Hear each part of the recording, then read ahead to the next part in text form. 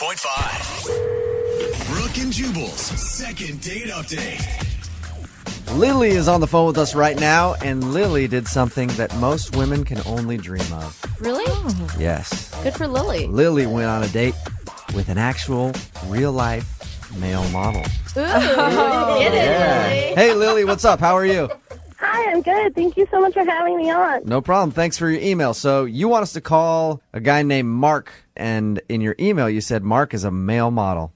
Yeah, like a real model. Like What a is- real one. Like what is he not just a guy with a camera who describes himself as a model. Or the people I used to work with at a certain retailer, which would call themselves models. Yeah. Does he have like legit like photo spreads and stuff? Yeah, he's got like a huge book of his work. I saw some of it. He's so hot. And he's been like an online spread. Did he bring that on Lily, did he bring that on the date? No. I saw it at his place. It just Oh, okay. accidentally slipped out of his bag or something. Yeah. She has Googled Oh, sorry about that. I just dropped my modeling portfolio. Oh, weird. It like opened up to the one where I was doing like a firefighter spread. I don't even like the way my abs look in that one anyway. Let's move on to another one. So you said you saw it at his house. Yeah, Was that before you guys went out, or was that at the end of the night? that was at the end of the night. Oh, Lily, Nice, this Lily. is a good date. Where did you meet him again? I met him through a work friend. She was like, "You should meet my friend. He's so cute." All right. So we know how the date ended, obviously. Mm-hmm. How did the rest of the date go? What did you guys actually do? It was so good. We went to this like dinner and we talked. And he's like so hot. His biceps are like the size of cantaloupes. Lily, did you have a connection with him besides a physical attraction? No, we did. Like, we talked a lot about stuff. He was just, like, really polite and, like, asked me questions about myself and, like, seemed like he was listening. Did he only eat a salad because he couldn't take in that many calories? He had salmon. Yeah. He was just so sweet. And he told me about his childhood dog and how he, like, misses her all the time because he doesn't see her. And I thought that was really cute. Oh, gosh. It sounds like Mark could have said anything to you, and you would have thought he Yeah. was just adorable. I don't want to say yes to that, but But he's I'm right. really hot. But he's really hot. And, like, he's really smart. He went to college, like, finished college, and then he's, like, finished, and he's so cute and funny. Okay. So he's the full package. He's so smart. He's a male model, and he also is intelligent. Yeah. Can you believe it? No. No, you can't. I really It's can't. hard. I've met a lot of male models. I've met a lot of models in general. Usually not the smartest people. They don't need to be. They get everything in life. But you ended up going back to his house, so I'm assuming the date went well. It did go well, but it's not what you think. We just went back and, like, fooled around a little bit. Like, I didn't go all the way with him. You didn't stay the night, is what Just you're saying. rounded a couple bases. I didn't stay the full night. I left at, like, 3 a.m., and I don't know. Like, I'm wondering if that's what maybe he didn't like. I thought that guys didn't respect girls that, like, went all the way on the first day, so... Well, he's a model. He's probably not used to that. That's probably why he's not calling you back like, obviously she's not into me. What did you say to end it at 3 a.m.? I just said, you know, like, I really had fun, and I don't want to take this too far right away, and I really like you. So call me. Bye. And what was his response to that? He was like, okay, I'll call you, and I had a good time. You mentioned in your email to us that you just got out of a long relationship. Did you bring that up on the date, or did it ever come up? I mean, I mentioned it, yeah. But Did you mention it a lot, though? I don't think I mentioned it a lot, but Okay. maybe I told him his name and stuff. Yeah. Have you texted with him or called him at all? I've called him a few times, and I've sent him a few texts, but he hasn't responded. At and all. It's been like 2 weeks, and I really want your help. He might have just moved on to the next one. I mean, he's a model, right? Who knows? Yeah. No. No. All right. Well, we'll play a song, come back, call him, see if we can get him on the phone and get your second date update, okay? Okay. All right, hang on. Moving 92.5. Brooke and Jubal in the mornings. Second date update. If you just tuned into the second date update, Lily went on a date with a male model named Mark. Lily liked him a lot for more than just his looks, right, Lily? Yes.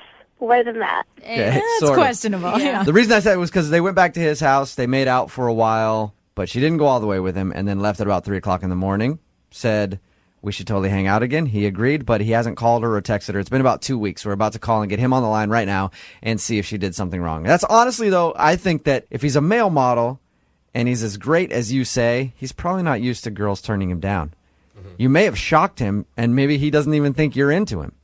I hope not. I'm super into him. Yeah. I want to tell him. You didn't, like, objectify him the entire date, right? You weren't like, oh, I love your biceps. Oh, I love your abs. No, I think I kept it mostly in my head. Okay. Mostly. Mostly. Well, and think about this, Lily. You said earlier that you've dated a lot of douchebags before, and you want us to call a male model right now. I'm assuming you're probably pretty attractive as well. I mean, I think I'm cute. Yeah, you are. If you weren't, you'd be like, hell yeah, I'm great. I look bomb. Those are the girls that never look good, but girls that go like, I think I'm okay, are always the hot ones. So, all right, Lily, we're about to call Mark and see if we can get him on the phone and ask him if you did something wrong on your date, okay? Okay, I'm so excited. You are adorable. Here we go.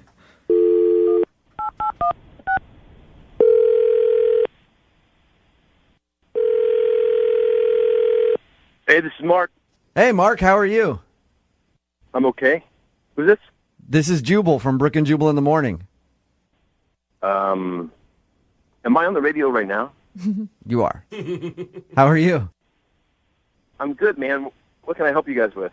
Oh, we were just looking for a male model, and somebody gave me your number. We need some modeling work done for the radio station. You got a pen and a piece of paper? I can give you my agent's number. I prefer to call you directly because I need you to come in, take some photos with just me, and then let you know if you're the right guy for the job. Are you okay with that?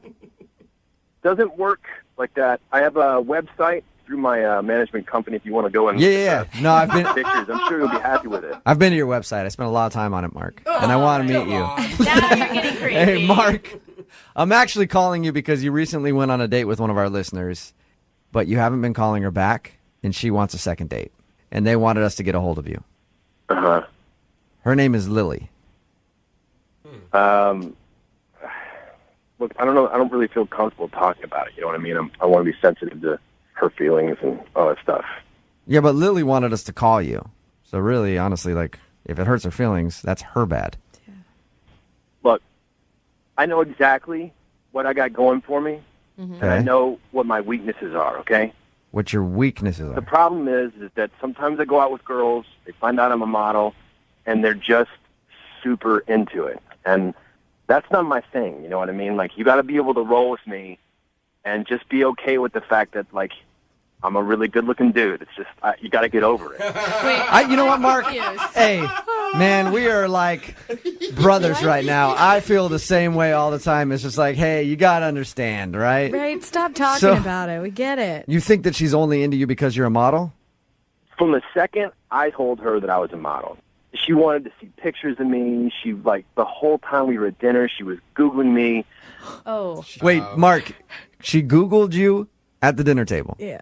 Yeah. That's weird. Did you tell her, Mark, were you honest with her? You're like, come on, that's not what this is about right now. Because she said really nice things about you, like about how smart you were and that you went to college. I know I'm a smart guy. I know I'm a good conversationalist.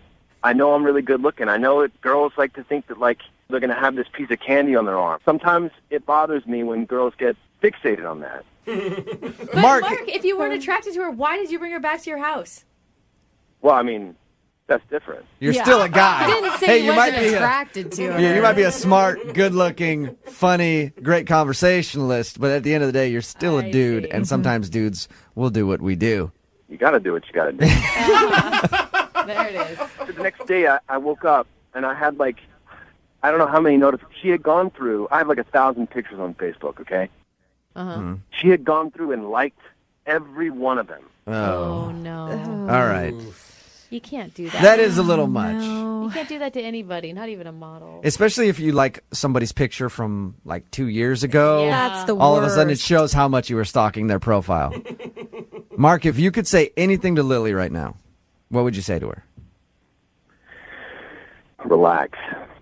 It's all good. You're going to be okay. You're going to be okay. Hey, Mark. Oh, gosh. Lily is actually on the phone and heard what you just said. Relax. It's all good. What does that even mean, Mark? Oh, my God. You guys, seriously? Whoops. What is the big deal? So I liked some of your Facebook posts. You're going to call me out for that and make me sound like a stalker because I was, like, interested in you and I Google searched you? Like, that's not a crime. Look, I don't want to hurt anybody's feelings, okay? You got them to call me and ask me. Yeah, well, you did hurt my feelings because I thought we were, like, having a serious connection, and you just made me sound like some kind of crazy girl who followed you home or something. We had a great date. I don't think you're crazy. You're making me sound like this right? nutcase. I don't think there's any kind of imbalance going on. I just don't think you can handle the heat. You know what I mean? I mean, it's like... you gotta be able to stand up to it. That is awesome, Mark. He's great, dude. Lily, can you handle the heat? Or was the heat too much for you? Get out of the kitchen. You're not too much for me. I'm sorry if I liked too much stuff, but me showing interest in your modeling is just me showing interest in what you've got going on, which is modeling. Okay, just come on. You were a little fixated on it. You got to be able to admit that. Well, you didn't exactly push me off of that, by the way. I asked you to model for me, and you made your pecs do a little dance and you flexed your biceps. So don't act like you're like, oh, I hate that you asked me to show off my modeling stuff. You enjoy it. Of course I enjoy it. It's what I do. I'm good at it. Mark, let me ask you a question. Do you tend to fall for girls who don't really care about you as much or act like they don't care about what you do? No, man, they always care about me. Okay. So no matter what, you just think they're all too into you. All right, Mark. Lily, did Mark come off this arrogant I'm not arrogant. You guys misunderstand me. I'm just extremely confident. I know what I got. But Hey, Jubal, you want me to change your life, bro? Sure. Come out on a date with me, bro. Oh, maybe that's why you're not getting a call back, Lily. Mark, I'll absolutely go out with you. Male model? Hey, You better say yeah, yes. right? At least we made some kind of love connection today. I was about to ask if you'd go on a second date with Lily, Mark. I will pay for it. Now I'm not sure if I should do that because I kind of want to go out with you. But, Mark, will you go out with Lily again? We'll pay for a second date. I know Lily wants to go out with you again. Come on, Mark, please. She's begging you. Jeez. It'll be fun. Yeah, we'll keep it low-key, you know? What does keep it low key mean? We can go out, we can hook up just, Okay. There it is. That's what it is. Lily, are you okay with that? Yep, I sure am. All right, well, Really? we'll send you guys out somewhere. I don't know. I'll find a hotel off of Aurora Oh, yeah, classy downtown to put you guys up in for the evening Nice and for your low-key. second date. Keep it nice and low-key. Yeah. I got like $70. Well, congratulations. Thank you. Thanks, buddy. Thank you, Jubal. Yeah. Like a wingman. Have a good one. Brooke and Jubal in the morning.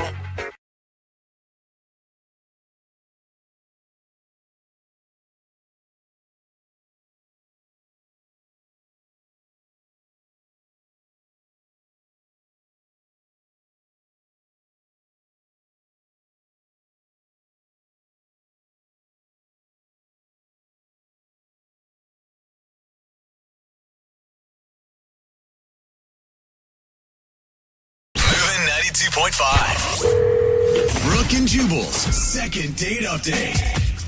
Second date updates can be about a lot of things. They can be about a love that somebody feels like they have lost, that walked out of their life.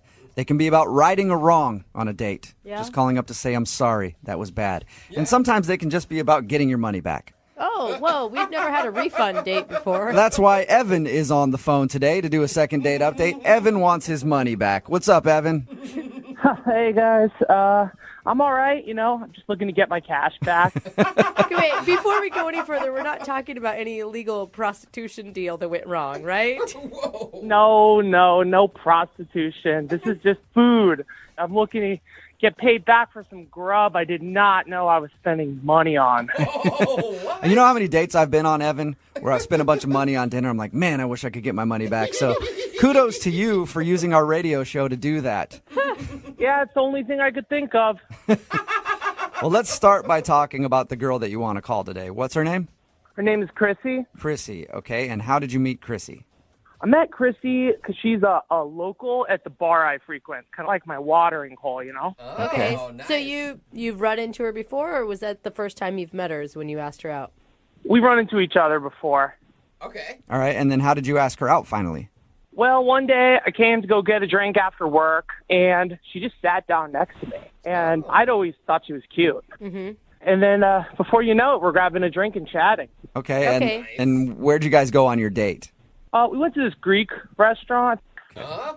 So how did dinner go? Well, I got to be honest with you guys. We were having a good time until we sat down for dinner. And I should note, she asked to meet me directly at the restaurant instead of picking her up, which was, seems a little more like the typical course of action. Sure. And we sit down at dinner, and she orders every appetizer on the menu. Whoa. Wait. And 3 full entrees. What? Wait, hold on. How many appetizers are on the menu? Is there like 2 or? Like 6 types of hummus, chickpeas and grilled lamb, and I don't even know. What? Why? Why did she do that? That's what I was thinking. I was like, what the hell? So I ended up asking her, you are really hungry. What's with all the food? And she looks at me and says, well, my kids, first mention of ever hearing that she had kids, have never had Greek food. Oh, so she's ordering to bring food home to her children. Yeah, she wants it all boxed up so she can bring it home for them. And did she make you pay for this entire bill? Yeah, I was expecting her to at least kick in some money, and she handed me the whole check. So that's awesome. You bought her kids dinner, and you didn't even intend to. That's very nice of you. And the whole thing turned out to be $165.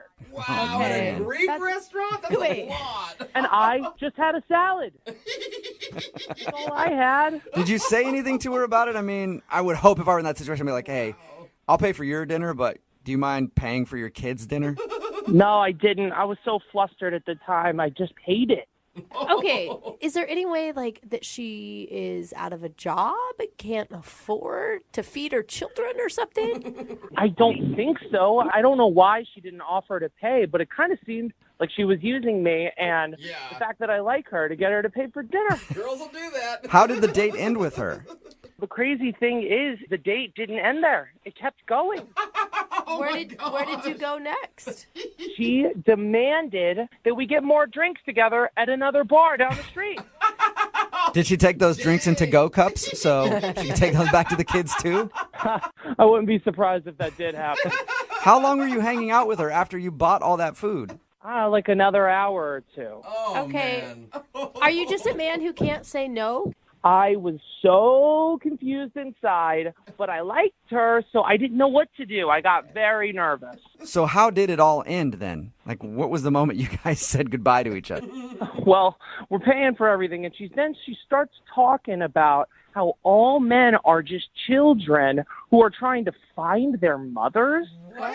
I don't even know where this came from. Okay, wait. So the check comes, and that's what she brings up? I don't understand what you're saying. Yeah, she starts venting about how all men are just children looking for their mothers.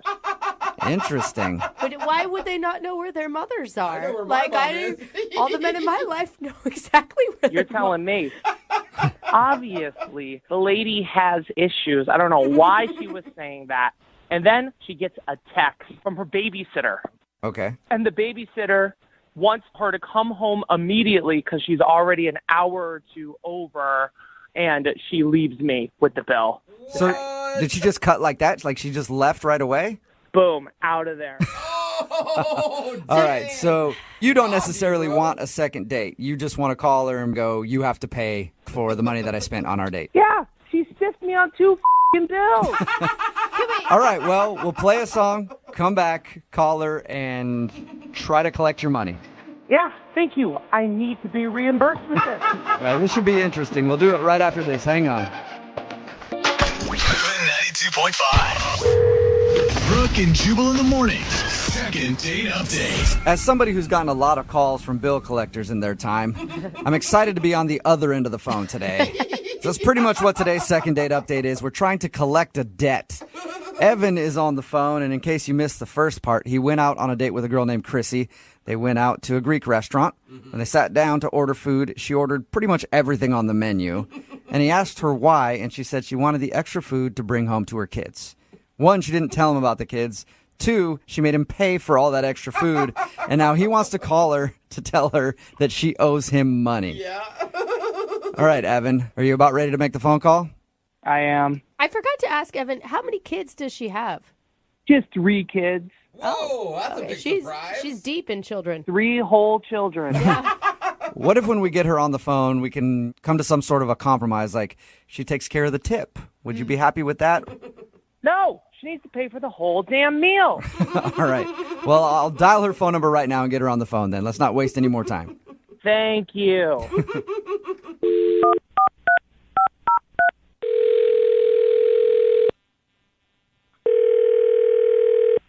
Hello? Hi, is Chrissy there? Yeah? Hi, Chrissy. This is Jubal from Brooke and Jubal in the Morning. What? This is Jubal from the radio show Brooke and Jubal in the Morning. And you're calling for me? Yeah, your name's Chrissy, right? Yeah, okay. Yeah, I think I'm calling for you. Did you recently go out on a date with a guy named Evan?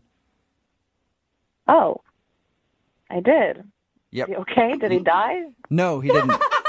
Are you hoping that he did? A death call? No, this is just like super weird. You're the Chrissy that I'm looking for. You definitely are. You went out on a date with a guy named Evan, and Evan is a listener to our show.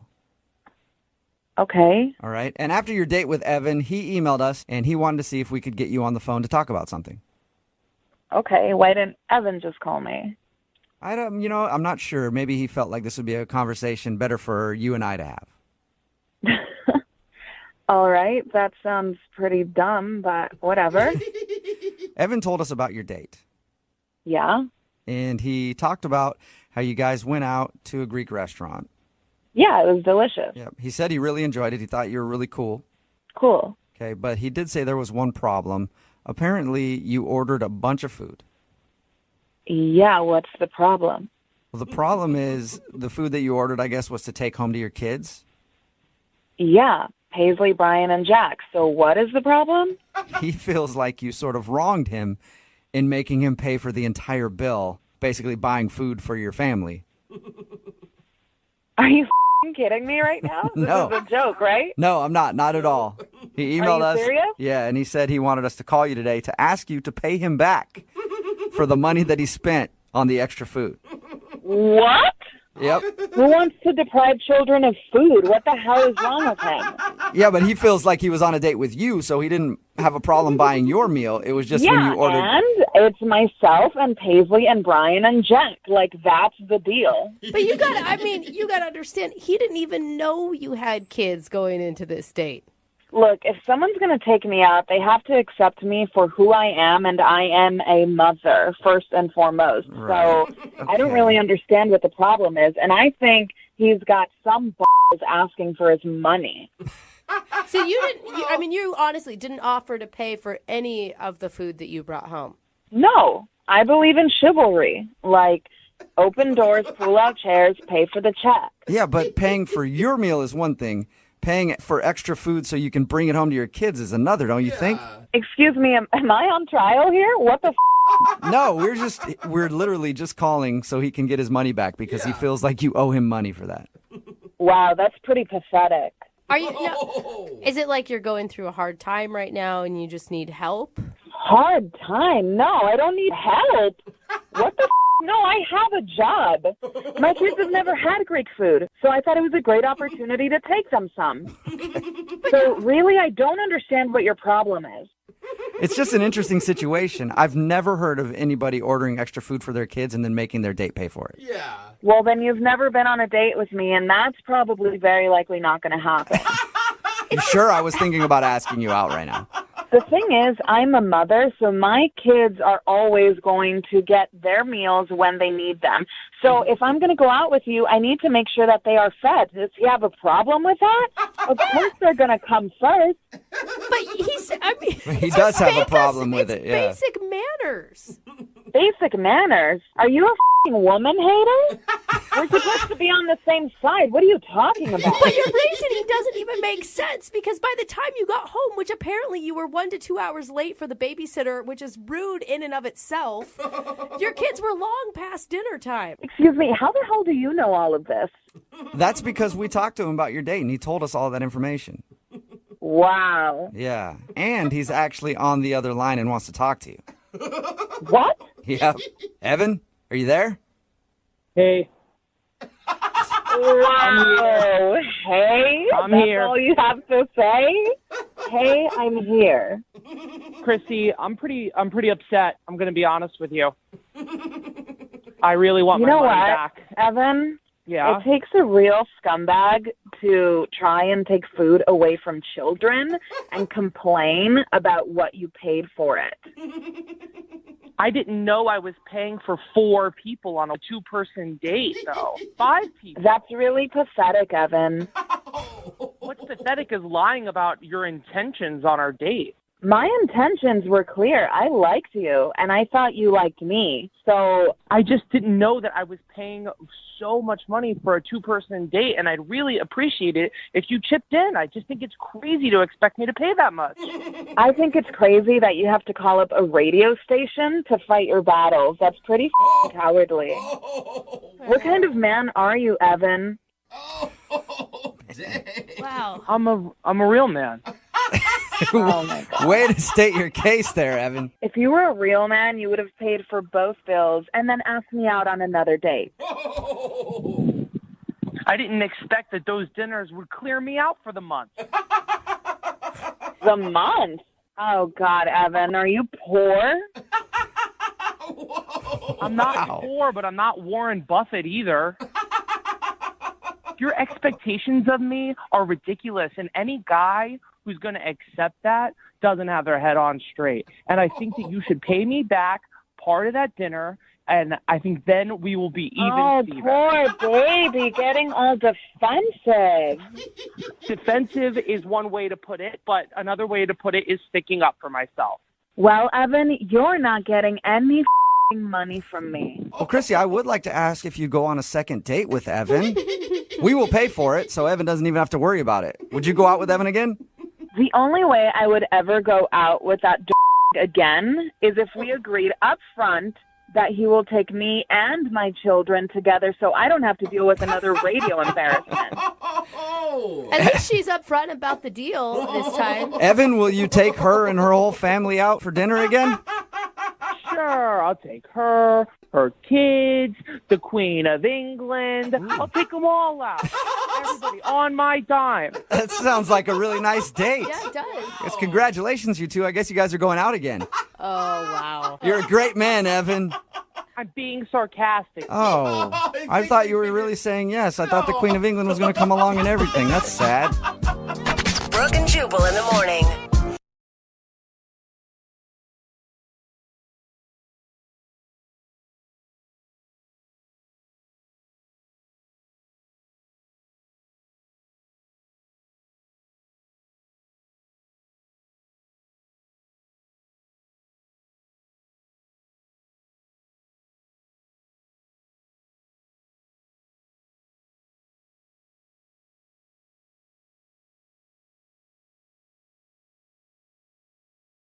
Sometimes finding somebody to date doesn't have to be a big complicated process. Okay. You know, with swipes and clever pickup lines and DMs and MDs. Sometimes all it takes is one common interest to bond you. Okay, that's cool. You know, like, hey, you like Go-Gurts? I like Go-Gurts too. It's getting hot in That's here. deep. I mean, you Maybe we should do some Activia in the bedroom. You know Activia. what I'm saying? Isn't that the Man. digestion? Your probiotic health is sexy. There it is, probiotic. And that's how babies are made. It's also how one of our listeners met their date through just one common interest. Her name is Megan. Okay. Go-Gurts? What's up, Megan? Oh. Hi. You and this guy do a little late night yo play? You know what I'm saying?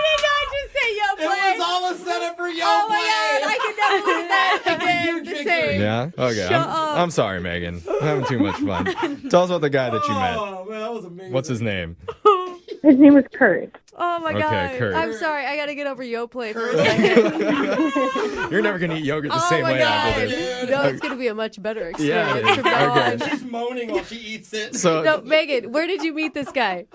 Online, we were both chatting in this Facebook group of this local band that we both liked. Oh, Oh, okay. Oh, that's your shared interest is the local band. Yeah, no go-gurt. No go-gurt. Oh, okay. That comes later in Yeah, the yeah. relationship. Okay, this Yeah. is cool though. So you guys started messaging on Facebook on the band fan page. Yeah, we like kind of took it over, and it was mostly us chatting. Oh, okay. well, that's fun. That's cool. How did you move to the next step? Well, I kind of like looked him up a little bit just to see if he seemed like a normal human being, and he was decent looking. So I was like, well, maybe I'll just message him, and maybe we could meet up. I love that. He was good enough. Okay. He wasn't like movie star, but he was good looking enough. Yeah. Gotcha. Okay. Yeah, he wasn't I'm a 10, sure. he was like a 7. I'm sure every man loves that compliment. Yeah. But I'm sure a lot of women have been in that exact situation. Yeah, It's like, for- yeah, you'll do. Yeah. So what did you guys do for your date? He asked me to come over to his place, and he collects vinyl. So we were just gonna like hang out and listen to some vinyl. And Oh my God, it's hipster love. I love this. Yeah. How did that go? it went well. I mean, he has a lot of vinyl. We had some drinks. I might have drank a little too much, maybe, but Now you're speaking Brooke's language. She's like, I don't remember the rest of it, but I remember the drinks. Yeah. yeah.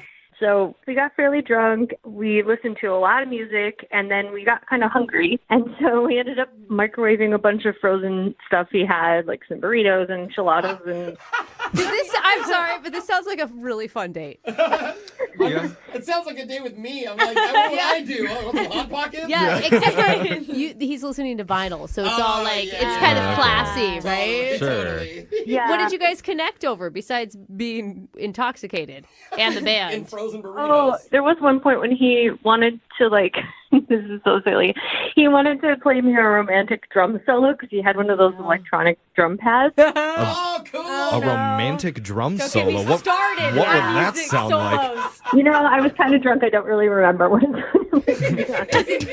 That's for you, girl. I think it's more of like a jazz thing. Okay. Yeah, a lot of cymbal. A lot of tapping? Yeah. Yeah, little hi-hat action. Okay.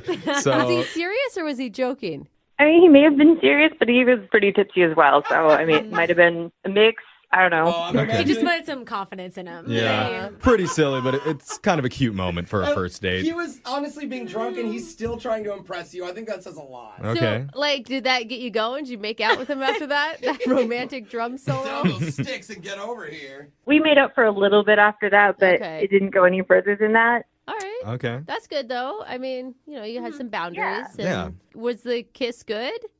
I think so. I mean, again, I was drinking, so I'm not sure if I kissed him or if it was just the lampshade, but either way, pretty good. How did the night end? So I asked him if I could crash there, and he was a total gentleman, and he let me have the bed, and he slept on the futon. Oh, that's nice. Oh, wow. Yeah, but then I had to like leave in the morning because I had to go to a meeting, and so I was like, I kind of just cleaned up a little bit, and then I snuck out because I didn't want to wake him up. Oh, okay. Okay, that was Yeah. nice of you to clean. You didn't say bye at all?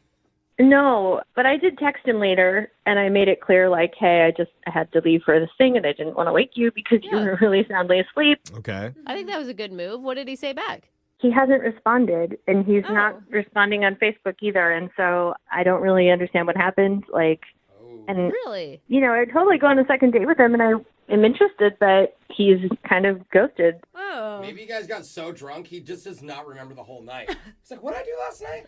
Oh, whatever. He doesn't even know Didn't you know she was exist. there. He blacked you out. Right. Are you a sloppy or an emotional drunk? Oh, yeah, like in the past. Yeah. No, I usually just get, like, really happy and energized. And then go to bed. Okay. Yeah, that's me Yeah, too. yeah. All right. Yeah. Well, we have some things to think about. We're going to play a song, and when we come back, we're going to call Kurt for you, and we're going to try and get you your Oh second date. Did you just play the mic with I a couple did. of pins? I tore that microphone Man. Oh, man, how romantic. That was. I'm trying to get turned on. Bring the yogurt out after this. Your second date.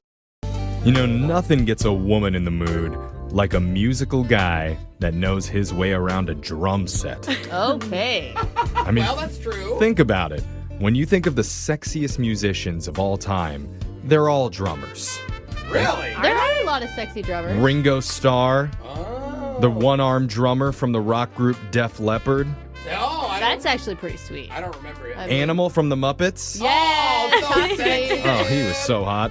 Of course, last but not least, the little drummer boy. Oh my God! Oh man. Do you know how much action this little guy would have gotten if he was around now? Oh my! I really thought you were going to say Tommy Lee. Here. He's a grown drummer boy now. It's okay, Alexis. He was born at the wrong time, let me tell you. Missed opportunity there. But one of our listeners, Megan, recently met an amateur drummer named Kurt. They listened to vinyl records together back at his apartment, ate some frozen microwave food, and made out before they fell asleep on separate beds. Yeah. Mm-hmm. When she woke up in the morning, she didn't wake him up when she left. Mm-hmm. She just decided to go, and ever since then, she's had a hard time getting a hold of him. And unfortunately, I think most guys like that. I was going to say, I do it on purpose. Yeah, you wake up and you're like, oh, no awkward goodbyes or anything. Okay, I'll text you later. But there was no hookup that night other than the makeout session. Oh, that's true. Yeah. So then it is kind of awkward. I mean, Megan, are you the type of girl, because you said you were drinking, that doesn't remember everything from that night? I mean, I remember most of it, I think. Okay. Some people black out more than others. I mean, I'm just asking because she has no idea why he's not. Maybe she doesn't know what she doesn't know, you know? Oh, right. Not sure what that means. Okay. I follow that. I'm with you. Okay, never mind. Well, makes sense. It's time. We're going to give Kurt a call and get you your second date. You ready, Megan? All right. Yep. Okay, here we go.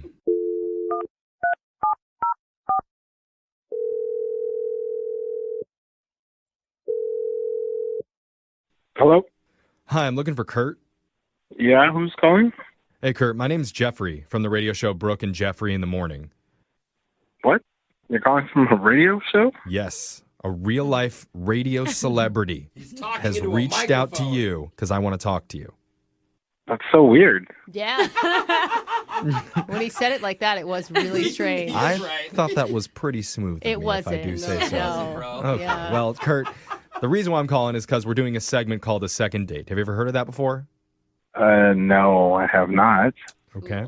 Well, the way that it works is if you go out on a date with somebody and afterwards, if that person isn't calling you back, you can email our show and we'll reach out to them for you to try and figure out the reason why. But I didn't email you guys about anything. No, somebody else emailed us in regards to you. Her name's Megan. Megan. Megan. She emailed you guys. What? Can you let her know that I'm going to be sending her a Venmo request? What? But that I don't want to talk to her anymore. Oh, did she break something, bro? What are you talking about, a Venmo request? A Venmo request. She needs to pay me some money. Okay, Kurt, I mean, slow down a little bit. I don't know what you're talking about. Can I just tell you what we know on our end? Yeah, I mean, what did the email say, or what did she say that happened? When we spoke to her, she said that you guys hung out at your apartment, you listened to some music together, drank, ate some frozen foods. Okay. And she went to bed, and when she woke up in the morning, she just left without saying anything. She didn't mention anything about breaking anything in the apartment or... Yeah, she snuck away from the problem. I mean, what's the problem that you're talking about? What, you liked her, right? I did. I really did until the next morning. I woke up and, she was nowhere to be found. Uh-huh. We know that. And I went into the bathroom to, use the bathroom. It's in the morning. Uh-huh. Oh, is that what you do in the bathroom? You use it? And I couldn't even do anything. What do you mean? What? I literally ended up having to use the sink because the toilet is so clogged. I don't know what's going on, what's in there, what she put in there. No. She clogged your toilet? It could be toilet paper. Guys, that's I do that all the embarrassing. But like beyond any little thing, because like I have a plunger. I grabbed it out and I tried to plunge the thing. Nothing happened. What? I went at it for, I don't know, had to be like 10 minutes of like trying to. Oh, no. This is so embarrassing. What made you think that it was her? It wasn't me. I live alone. Process of elimination. So wait, you're mad at her because she clogged your toilet? I want her to pay for it? Yeah, that's kind of rude. Oh, no, that's not the end of it. Okay, so once I couldn't get it unclogged, it's a real hassle to get someone in here to do some work in this building, but you always have to let the super know. Right, of course. So I let the super know, and then he hits me with a bill for $500. No. Whoa. What? Now I'm out $500 for trying to have an enjoyable night. I don't understand. Oh, and it's your only bathroom. Oh, no. But you gotta understand, she'd be so embarrassed. Like, what is she supposed to say? She's supposed to come out of the bathroom like, oh, I just... Yes, I feel like she just ran off and didn't want to foot a bill. And now I'm stuck with it. And she sends me a message like, hey, it was fun hanging out, blah, blah. Like, doesn't even bring it up. She probably doesn't know that it would cost $500. I mean, it's maybe your fault for feeding her frozen burritos. I'm sorry, but that's humiliating. I don't know what she was thinking, but there is a sure way to find out. Oh, I'm so embarrassed for And her. Kurt, that's by asking her directly, because I need to tell you, Megan's been on the other line listening and wants to talk to her. Oh, my God. I told you guys I didn't want to talk to her. Well, if you want your money, you better talk to her. Yeah, Megan, you there? Yeah, I'm here. Oh, I'm so sorry. Megan? I'm sorry. This is so embarrassing, guys. I feel so bad. Everybody poops. We've all read the book. It's I nothing hate to talking be about embarrassed this. about. Don't even say it, though. It's a first date. Like, are you sure you need that $500? Do I need the $500?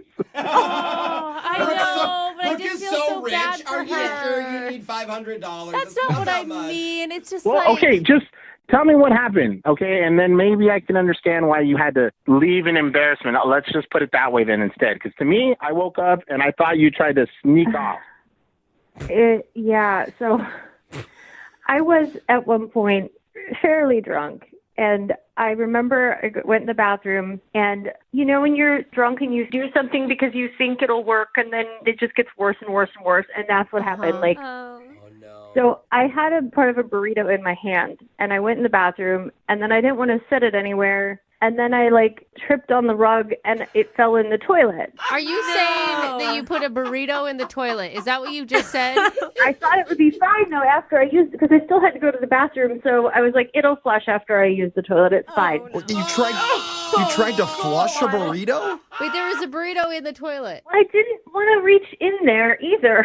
I don't blame you. Yeah, that's fair. And I didn't see the plunger, so I had a roll of Mentos in my purse. What? So I used those to try to push it. What the?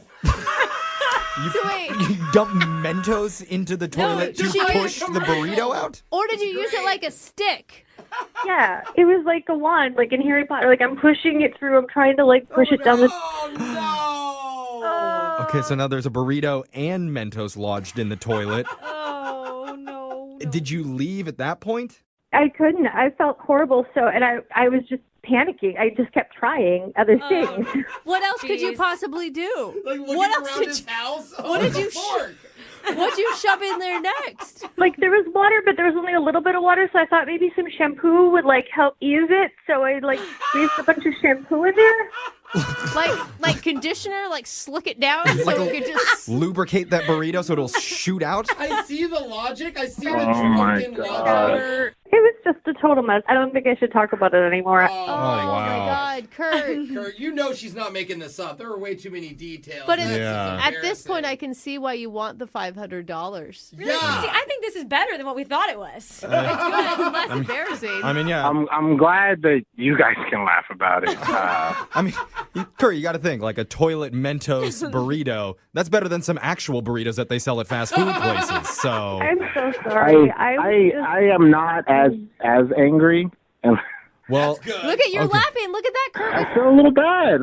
I couldn't imagine if that was me, what I would do. I mean, I'd probably just tell the person, but if you're drunk, and we were drunk. Yeah, you're just freaking out. Will you help him pay the bill or anything? well, if you're willing to pay his bill, then we will be willing to pay your bill Ooh, I like that, on your Jeff. next date because Ooh. we'd like to send you out one more time and we'll pay for it.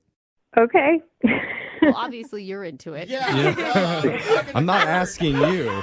I'm asking Kurt. Okay. Kurt, She goes, I what do you forgive say myself. if she pays you back the $500 for the plumbing? Look, she doesn't even have to pay back a whole amount. If she gave half, I'd be happy with that. And I feel really bad. And obviously, if she felt good enough to talk about all this and email you guys, I mean, I think that's fine. Okay, so that's a yes.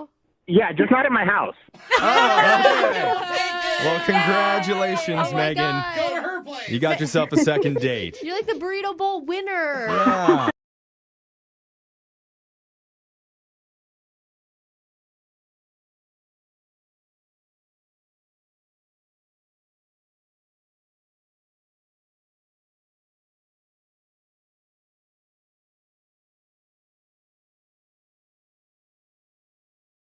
I think I know exactly why the girl on the phone for a second date today isn't getting a call back. Okay. It's because she moved way too quick. Yep. Okay. I read her email. It says she met a guy on a dating app. Uh-huh. And get this, she talked to him for 2 months and then they went out on a date. Oh my gosh, that's a Way long too play. quick, Mel. Yeah, sorry, Mel. What are you thinking? Are you making fun of me for taking it slow? No, I'm saying whatever happened to the 7-month rule? Like, standard. I know. It seems crazy that it took us that long. Why did it take 2 months to go out with this guy? Are you that cautious? No, I mean, it's just kind of timing and everything. Because, like, at first, you know how when you're on those apps, like, you meet, like, 8 million different people. So at first, it was, like, the little high. It's, you know, over the next couple of weeks, it slowly kind of ramped up.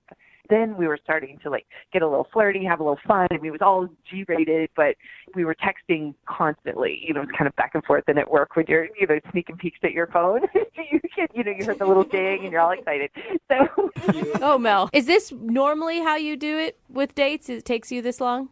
No. This was just a cool situation, kind of, that we were actually taking a little time to get to know each other. And Yeah, it sounds like you guys actually got to know each other better than I know anybody in my life. 2 months texting back and forth, and then you guys actually went out. What did you guys do when you finally met up? we just met for drinks, and we just kind of clicked right off the bat. I mean, I was laughing so hard. My face was hurting. You know how when your cheeks start to hurt because you're having so much fun? And you sound like you're a hard person to get to laugh, so I imagine he was really hysterical. Yeah, true. No, but he was really funny, and I just really liked him, and we just kept talking, and we're kind of, having a drink, and, a couple times, I felt bad because it's like, oh my gosh, this is going on a long time. I'm having a really good time, but I didn't want him to be stuck, so I was like trying to give him an out, and I was like, it's late. I understand if you need to go, you work tomorrow and all that. And he's like, no, it's like I'm having too much fun. I don't want to go. And that's exactly how I felt. Oh, that's Okay. awesome. Yeah, that's good. And at least you guys didn't learn everything about each other in that 2 months, and then you had nothing to talk about. You're like, yeah, I already know everything about you. So how did the date end then? It was really sweet. He walked me to my car, and he just gave me a nice kiss on the cheek and said goodnight. It was great. That is sweet. Was there plans to go out again? Well, we'd mentioned that we were going to look at our calendars, and it just changed. And all of a sudden, I'm not hearing from him. I'm starting all the text conversations, and when I got a response back, and it took a while to get a response, it would be really short, almost kind of rude. It was like a completely different person. Wow. That's Wow. weird. And why do you think that is? Do you think you upset him in some way? It's so funny. I've been over this so many times in my head. And I did realize, and I feel kind of bad, that I did not offer to split the check. And because he just kind of grabbed it and took care of it. So I didn't think anything of it because it's, gentlemanly on the first date. But we were there a long time, and we had, a good amount of food. So I imagine it was probably a pretty big bill. Did you thank him? I mean, did you thank him for paying? Oh, yeah. Oh my gosh, of course. Yeah. Okay, so you weren't rude. But there's a couple other things that have been kind of occurring to me, and I've had plenty of time to think about it. That, we did talk a little bit about politics and religion, but it seemed okay because we seem to be on the same page with everything. You're both Satan worshipers. No, nothing crazy, but how we just seemed like we were, kind of on the same page, so it didn't seem like a big deal. It didn't seem like that was super, controversial. And then the only other thing that I didn't think it was a big deal, but while we were walking to my car, I told him, I'm like, please don't look at my car when we get there because it's kind of a mess. Oh, yeah. Oh, God. I understand that. I didn't think that much of it, but I'm like, I don't know, maybe he was really scoping it out or something and, thought it was bad. I don't know. That's not a big deal. God, you Yeah, do insulted you think him. he looked in your car and it was filthy and that's why he doesn't want to go out with you?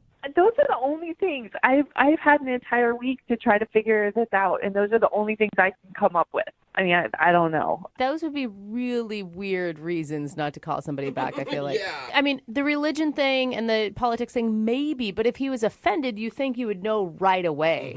Yeah, you can see it in their face. Totally.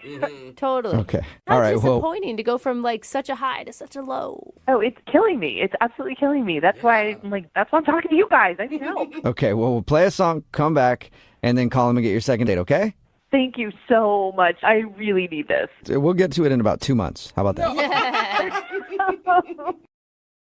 Right in the middle of a second date, and if you're just tuning in, Mel is on the phone, and she wants to call a dude named Evan. Apparently, they had a great date. They actually talked online for 2 months before they even went out, and then when they had their date, something went horribly wrong. Because Mel had something in her car, something that she didn't want anybody to know about. And unfortunately, she thinks that might be one of the reasons that he's not calling her back. Because at the end of the date, everything was going fine and they walked out and she said, "Don't look in my car." And she thinks maybe he looked. And Mel, I don't know what you had in your car, but I'm thinking you shouldn't have drawn attention to what was in there. Okay, you're probably right. But I mean, it wasn't that bad. It's just I had a lot of stuff in there. Is it a lot of stuff like your gym bag and your work stuff, or is it like a lot of old food wrappers and dirty?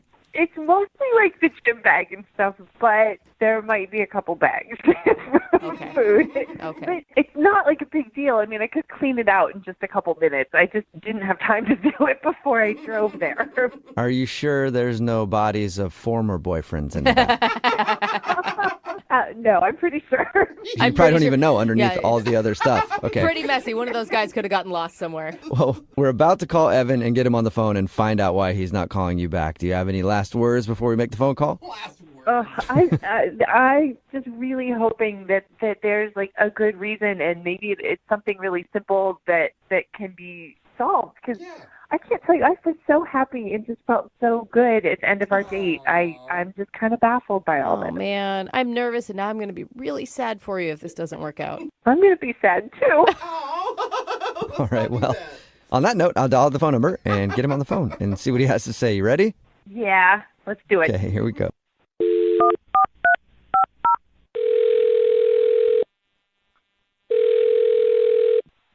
Hello? Hi, can I speak to Evan, please? Yeah, this is he. May I ask who's calling? Yes, you may. This is Jubal from Brooke and Jubal in the morning. How are you? I'm doing well. What can I do for you? Do you have any idea who I am or where I'm calling from or anything? No, but I mean, what can I do for you? Okay, well, my name is Jubal, and I host a radio show called Brooke and Jubal in the morning. On the phone are also Brooke and Jose. Hey, what up? Hi, Evan. How many are there more people? No. No, this is it right here. Just us. All right. Do you need something? What? We do, yeah. We got an email about you from one of our listeners. What? Her name is Mel, and you guys went out on a date the other day. Whoa. No. Oh, no. Nah. Okay. Yeah. No. No, you did, right? Yeah, you did. Yeah. Well, yeah. I went on, but why is she? No. What do you mean, Yeah, no? no, yeah, It's not yeah. a question. It's Yeah, a statement. So let me explain to you, okay? We do a segment on our show called The Second Date. That's where if you go out on a date with somebody and then end up giving them the cold shoulder after, they email us to see if we can get you on the phone and find out what went wrong. So you've been kind of avoiding Mel, and she was hoping maybe we could talk to you and figure out why.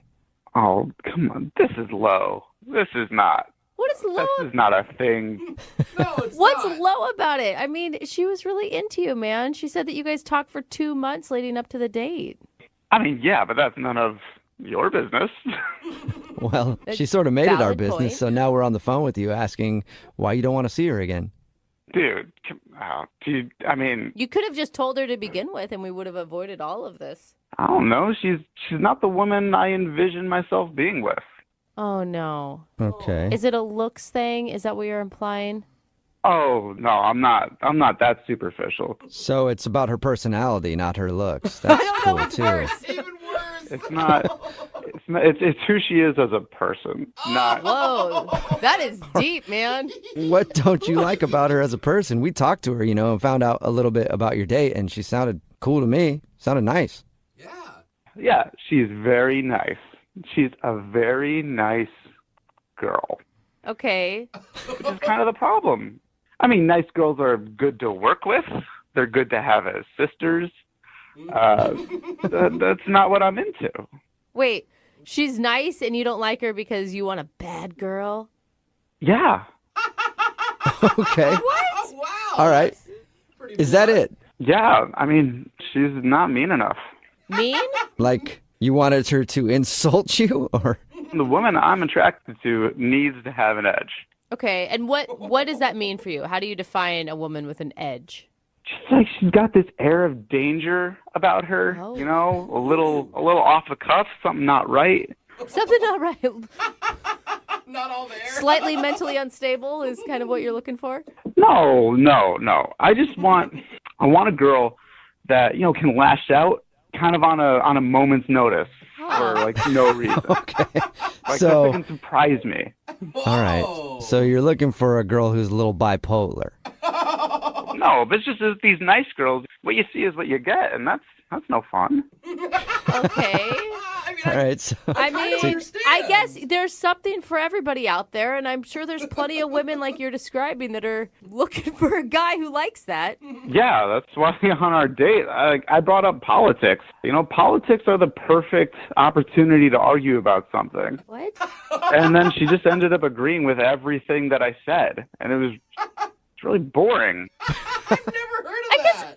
I mean, I kind of get what you're saying, but I feel like you guys talked and texted for 2 months leading up to this date. Didn't you realize she was a nice person before you tried to bait her with politics? I mean, hey, I'm not the same person over text as I am in real life, and I was kind of hoping she was the same way. okay, so you're hoping she was just playing sweet to lure you to dinner, and then she was just going to rip your head off about something. You never know with some women. There's always this mystery around them, but with her there wasn't any. Oh, no, mystery. Well, Wow. Evan, there is a little bit of mystery because she's actually on the other line listening right now and wants to talk to you. What? She is? Yep. Hi, Evan. I didn't mean for you to hear all that. I'm sorry. This is the absolute dumbest reason I have ever heard or could even imagine to not like someone. I'm too nice. Yeah, it's just what I like, and I just wasn't that into, you know, how nice you were being. You weren't mean at all. There was no fire there. That sounds so ridiculous. Well, this is officially the stupidest thing you have ever done in your entire life, and I'm starting to like really kind of question that. I thought you seemed so intelligent and thoughtful and rational, and you're really turning that around for me. I'm not quite so sure about your IQ anymore. I'm not sure how many intelligent conversations we could have. Is that more what you like? Is that what you're after? Look at it. She's so nice at the end of it. Wait, Yeah. Does that satisfy you? No, I'm not gonna lie. That turned me on a little bit. Oh my gosh. I could be a mean girl. You're like a masochist. I'm not like that, guys. I just like a girl with a little bit of edge, and like I know she's trying right now, but that's the point. Is she has to try. Yeah, Mel, you should not have to try to be a horrible person. You should just be a horrible person. Seriously, because we agree on like politics, we can't sit and watch cable news and get riled up and yell at the TV. We have to yell at each other. It's a good point, Mel. Maybe you guys have things that you can get angry on together. I just want someone to go after like me a little bit, call me out on my stuff. I don't need anyone to be yelling at Anderson Cooper for me. You want to be yelling for Anderson Cooper, and you want them to be behind you about to hit you over the head with a frying pan because they disagree.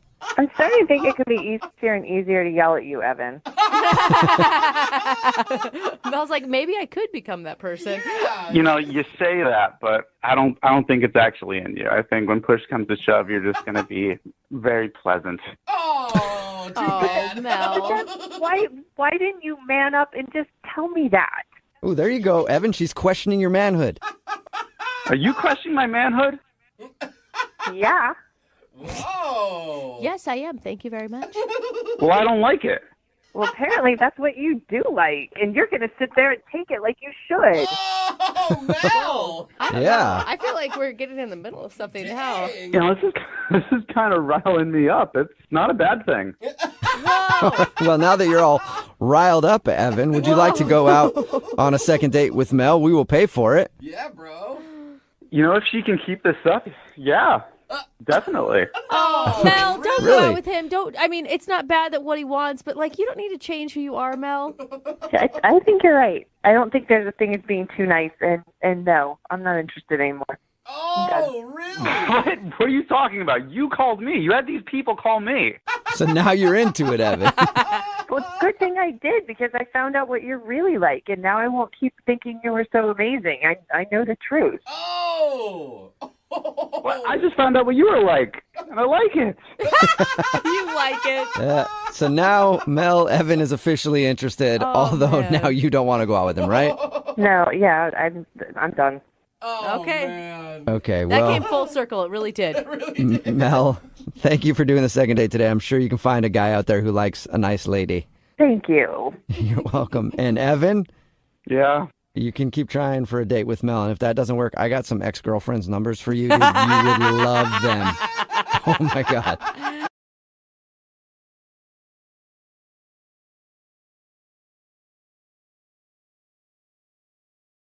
The girl who's on the phone to do a second date today had her date end in one of the most awkward ways possible. Whoa. Her name is Meredith. Meredith, how are you? Hey, I'm doing okay. Good. Thank you for doing a second date today. Appreciate it. Yeah, no, thanks for having me. You're welcome. We don't normally do this, but why don't we start this second date with the end of your date? Oh, Let's good. start at the end. Because I was dying to hear what happened. Why don't you tell everybody what happened? Oh, it ended with a hug. Right? Ouch. That's Okay. not that bad. But that's What's not wrong with the that? worst part. Oh, that's not it? What happened before the hug? Okay, so keep in mind that we spent almost 3 hours together. Okay. And he said, it was nice meeting you, but the entire time of our date, you've actually been calling me Matt, but it's actually Mike. So you were calling him the wrong name the whole evening. Yeah, but he didn't correct me, you know? I think that's on him. Yeah, I mean, how am I supposed to know? I heard it incorrectly, and he never once tried to correct me again, so I had no idea. He did correct you at the end. And what did you say after he said, actually, wait, is his name Matt or Mike? Now I'm confused. I was calling him Matt, but his name is actually Mike. Okay. And what did you say when he corrected you finally at the very end?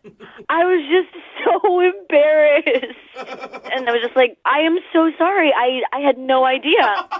So how did you meet this dude? We met at swing dancing class. Oh. Okay. Okay, so like you- previously or that night? It was literally that day. Like Okay. we did the swing dancing class, and then he asked me to go to the bar right after. Oh, that's good. Because I imagined you having classes with this guy for weeks and weeks and weeks. No. and then- It was the first class. I'd only heard his name when he first introduced himself, or the wrong name. Okay. That makes it a little more excusable then if it's Right. the first night that you met him and you got his name wrong. Not if you guys had known each other for a while. Right. And I assume you thought that the drinks after dancing were going great. Yeah, I was having a really good time, and I thought he was too. I was hoping that, the night would just keep going on. Maybe we could do something after, or, get another drink or something. But he ended up saying that he had to go because he had work the next day. So, I don't know. I thought he was really enjoying himself, so I was a little bit disappointed. Other than the name stuff, what did you like about this guy? Why do you want to do a second date? When I first met him, he just seemed really, goofy, and he said something really funny. When I first showed up to class, I looked around, and I was the only person who wasn't in a couple. I was the only single person. I mean, I was pretty sure that there'd be other people there, but it was just me and him, so they immediately matched us together. And he cracked a joke. He made me feel less embarrassed, and he was just like, maybe we should just get married and make this less awkward. Whoa. That's a new joke. Yeah, he was really funny. It was just, it made me feel a lot better about taking the class. And, for a guy who has such a great sense of humor, it just seems really weird that would, be the reason that he hasn't texted me back anymore. Was there any other awkward moments that you can think of at all? There was one other, slightly awkward moment. But again, it was, closed with a laugh, you Okay, know? what was it? Midway through or so, I was feeling this connection with him. And, I'd already had a drink, and I'm a lightweight. And I sort of blurted out, oh, my God, you remind me of my dad. Oh. Nobody wants to be reminded of their dad. Oh, man. It was... I feel like that's worse than calling him the wrong name. I mean, can you imagine if he would have said, oh, you remind me of my mom? Oh, gross. But, no, I didn't mean it like that. I was like, no, not in that way. You know what I mean? My dad's really funny, and he cracks these jokes. He just reminded me of that, kind of goofball the way that he cracked jokes. So he had dad humor. That's always a compliment. You know, like I love my dad's sense of humor, and it was just something that I thought I could connect to him with, like another thing. But if it's a guy that you're romantically interested in, you might not want to draw that comparison. You're good piece of advice. Right. All right, well, we'll play a song, come back, call your sort of dad guy named Mike or Matt or whatever, and get your second date, okay? Hey. We're halfway through the second date, and if you're just joining us, Meredith is on the phone, and Meredith wants to date her dad. Oh my God. Kind of. Unfortunately, I think her dad's spoken for, so she wants us to call a guy named Mike today. The reason I say that is because during the date, Meredith laughed and said, "You remind me of my dad." And there was an awkward moment then, and there was also a major awkward moment when at the end of the date, Mike said, "Hey, by the way, you've been calling me Matt all night." And then they shared a hug, and he walked out of her life forever. Oh my gosh. Okay, Meredith, we're about to call Mike and see why he's not calling you back, even though we think we might know the answer. I feel horrible that happened, but we had such a good chemistry together. Yeah, but listening to that recap, don't you even feel like you totally ruined that date? Not totally. I mean, you know, under the circumstances, it wasn't the worst thing that could happen. Yeah. You just told him that you remind him of your dad. That's all. I mean, you Not a could have big said deal. it while you guys were naked in bed together, and that would have been worse. You're right. Oh, God. You knew it was the sense of humor. I explained, you know? All right, I'm going to dial his phone number right now, okay? Oh, God, I'm nervous.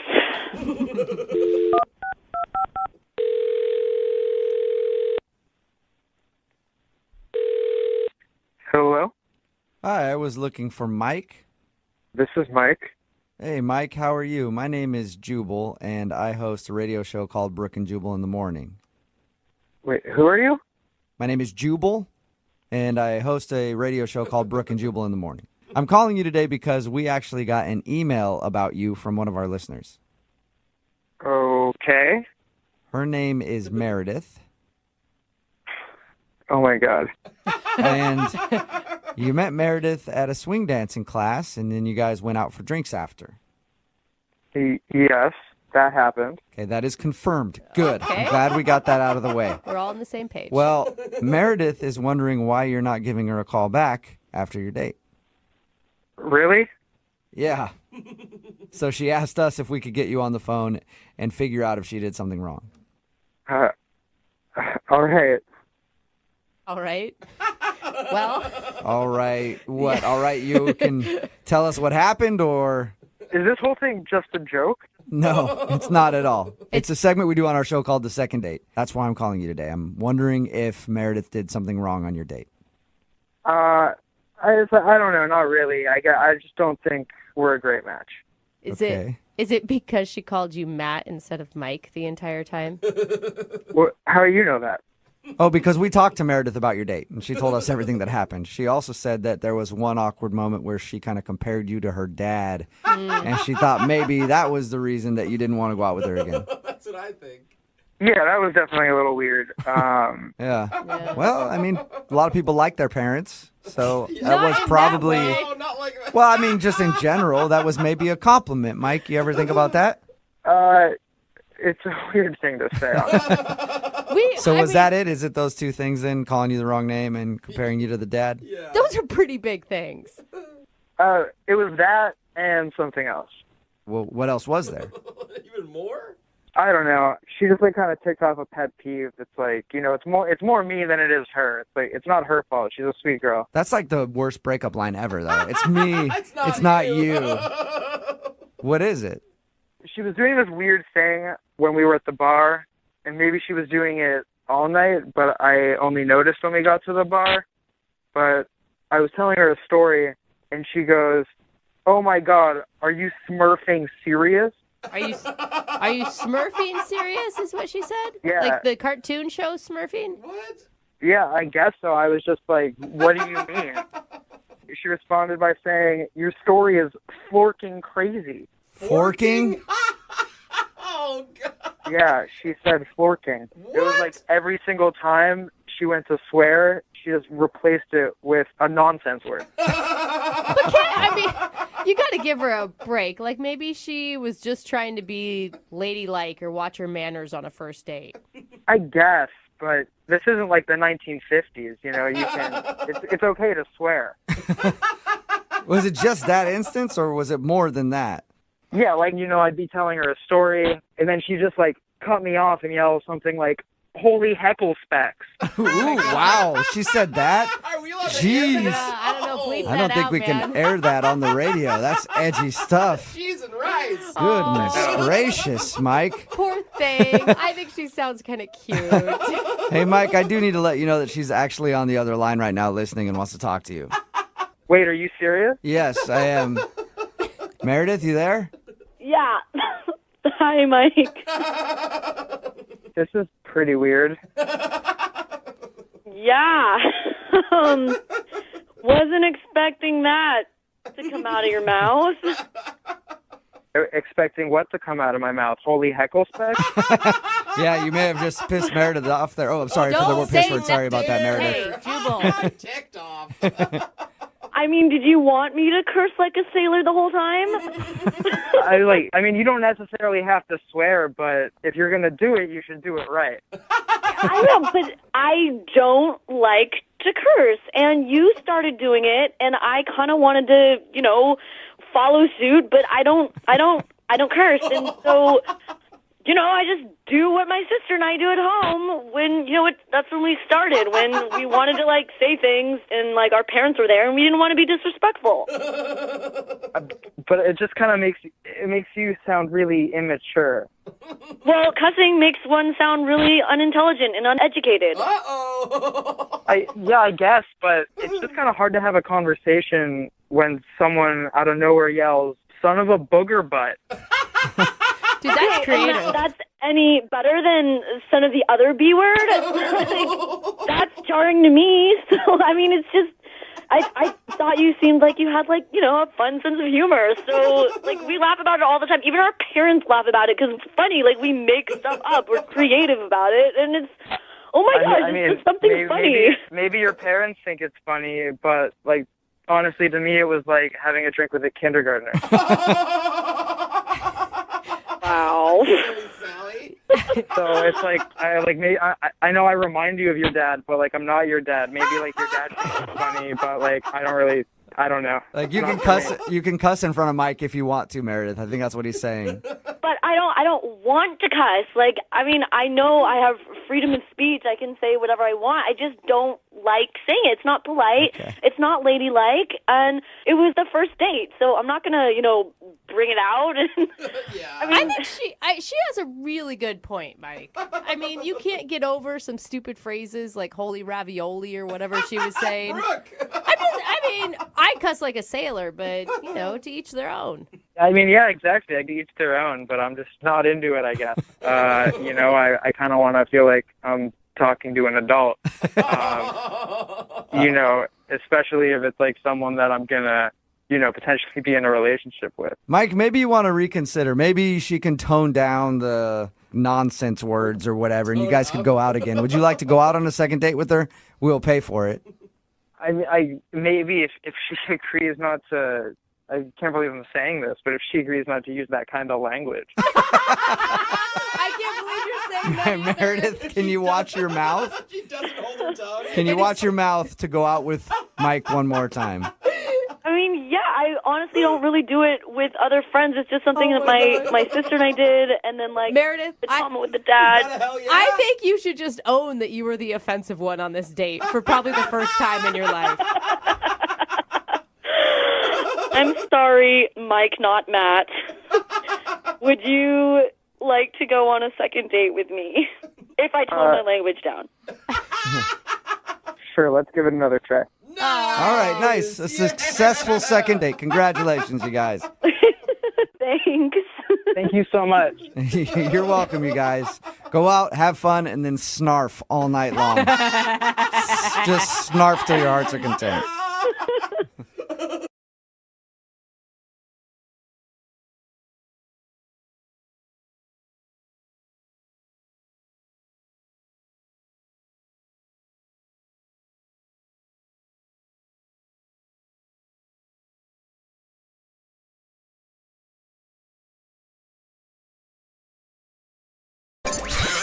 92.5. Second date update. We've got a girl on the phone for today's second date update named Cassidy.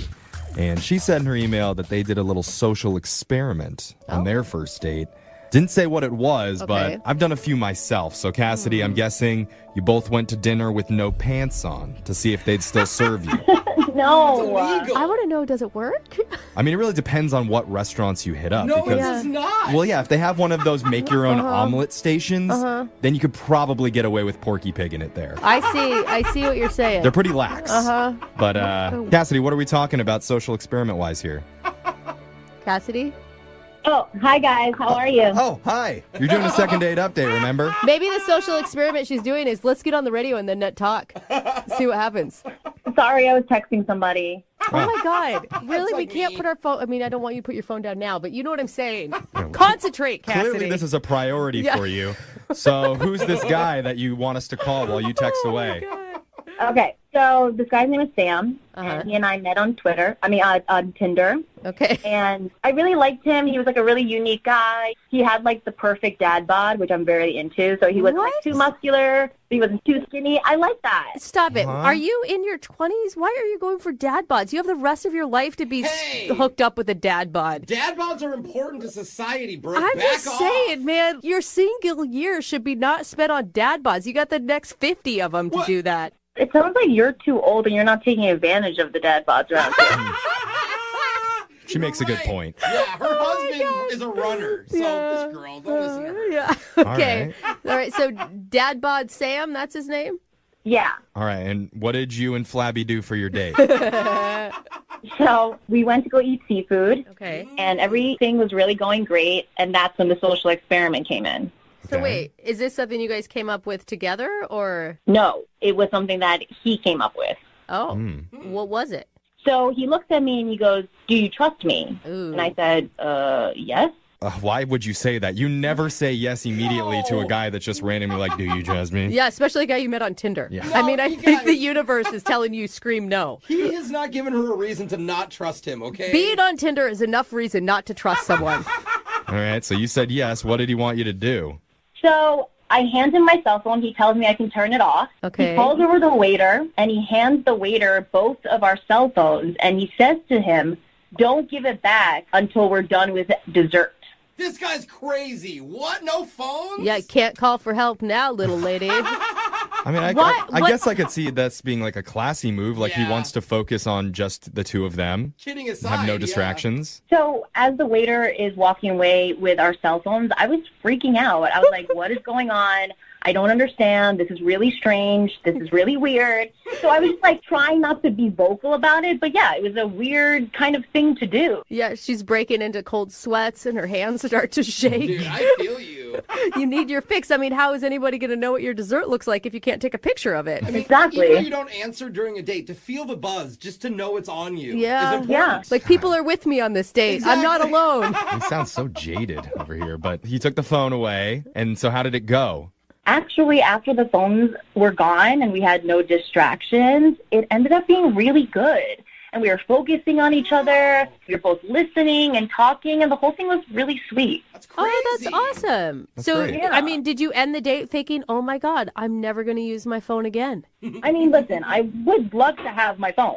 It's like a part of me. But it was really nice for like that hour that we were together that I didn't have it, and we just got to be with each other. Okay, All that's right. great. So besides that, did anything like weird happen? No. So afterwards, we had a really, really great time. There was a small kiss. Yeah. And I thought for sure I would get a text or a call. But here's the thing, though. He's not taking initiative, and he hasn't asked me out on a second date. So I'm honestly shocked. Like, I don't understand. So have you tried to ask him out at all? I mean, I've tried to, like, hint to him that I would be really interested in going on another date with him. Yeah. But he's not taking the bait. So what do you think it is that maybe turned him off? I don't know, and I really want to know because I actually really like him. Well, Right. how long has it been? Because if he's not a big phone guy, obviously, maybe he literally isn't checking his phone. Maybe he's writing you letters in the mail and they just haven't gotten there yet. Maybe a carrier pigeon is going to bring it to your doorstep. No. I mean, it's been a while, and so he should have asked by now. Okay. All right. Okay. I think this one is actually weird. Like, for someone to Mystery. be interested in enough to want to actually concentrate on you during the date, give you a kiss. And I didn't tell you guys, but he was super sweet and super cute during the dessert. How? Really? So he asked for a candle for the tiramisu, and I looked at him and I was like, oh, it's not my birthday. It's not going to be my birthday for another 6 months. And he was like, well, we should celebrate your half birthday. And so the candle came out, and he was like singing happy half birthday to you. Oh, my God, that's really cute. I love it. Oh, my God. Yeah, it was really cute. And free dessert? I would celebrate quarter birthdays if we got free desserts out of Dude, it. I hope Dad Bod Sam turns out as good as you say he is. I like him. Yeah. All right, well, Sam apparently has already won over everybody in this room, so if he won't go out with you, maybe he'll go out with Jose. Let's hope. Yeah. We're going to play a song, come back. We'll give him a call and see if we can get you a second date update. All right, Cassidy? Cool, thanks. Okay, hold on. Second date update. We've got a very special caller on the phone with us right now. What? 1, 2, 3. Happy half birthday, dear Cassidy. Happy half birthday to you. Yay! Yay, Cassidy! Oh, Cassidy celebrated her half birthday recently when she went out to dinner with a guy named Sam. Because Sam asked the waiter to bring a candle to put in their tiramisu. And when Cassidy said, my birthday's not for 6 months, he's like, well, we'll just celebrate your half birthday. Yeah, How smooth. dude, it's so cute. And Cassidy, I gotta say, thumbs up for you because I have been trying to get people to celebrate my half birthday for years, and no one is on board. No one can count that high, though, so it's really hard to celebrate her birthday. it. Half is hard. Always. That was actually the funniest thing you guys said all morning. Oh, thanks, Cassidy. Thanks. High praise. Funny. That's good. Has anything else come to your mind that's gone wrong? Because so far you have told us about the world's most perfect Tinder date ever. I'm telling you, he was sweet. He had the perfect dad bod. Everything was amazing. Oh, okay. You're like, let me squeeze those love handles, baby. Yeah. Oh, Cassidy, That's maybe true. you didn't have the right amount of dad bod. Uh-oh. Did you ever think about that? Mom bod. Maybe. Maybe she'd eat a little bit know more what? tiramisu the next time before you go out on the There it date. is. That's the thing. Nobody finds mom bod sexy. Yeah, it's not a thing. Mom bod? I don't think it's a thing. How dare you say that? I find Yeah. all mom bods attractive, so. Yeah, even your own. Yeah. No, not like mom. No. I'm in single mom. Yeah. You're right. You're expecting. Right. You're not. No, stop. Yeah, we're getting too weird. Let's just make the call to Sam. And Cassidy, we're going to try and get you your second date update, all right? Cool. All right, here we go.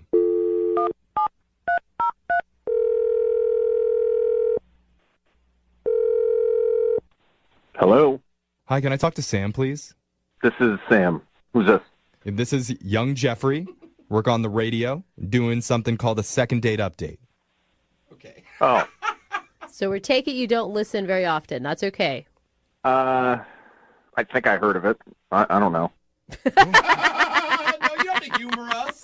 It's okay. Not everyone has. That was awesome, Sam. right. This is actually probably pretty good news for you, I would think. A girl named Cassidy told us about you. She said that you guys went on a date and she had a great time. So you're calling me why? I mean, what's going on? I don't understand. Well, we're calling you because part of the second date update is that we reach out to you and try and figure out the reason why you're not calling someone back after you go on a date with them. And Cassidy had a great time with you. And for some reason, you haven't asked her out again. So I'm assuming she talked to you guys about this. Yeah. Yep. She told us all about how sexy your dad bod is and Oh, my God. about the little thing that you did with the tiramisu and the candles. So, but seriously, Oh, yeah. applause. Good move with a half birthday. Yeah. Thanks. On our end, the date seemed really good. So what's the reason that you're not calling her back? Well, I mean, after this first experience, I just can't really see myself with her, I guess you could say. I don't know, just the type of girl that she is. Type of girl. Yeah, what does that mean? Well, I mean, just her personality, I just see some red flags. Okay. Can you be more specific? When we first met, I mean, you know, first impressions are everything, and my first impression of her was really, really good. It was almost kind of too good. Oh, that's it. Red flag. Too good. That's usually the number one. What is it? Sometimes Yeah. it is. What does that mean? It's too good. How is something too good? Look, normal people, they don't make a really great first impression, okay? There's usually something off, something a little weird or awkward. Okay. And with her, everything was just perfect and really comfortable. Okay, Sam, we need to sit down because it sounds like you have been on Tinder too long.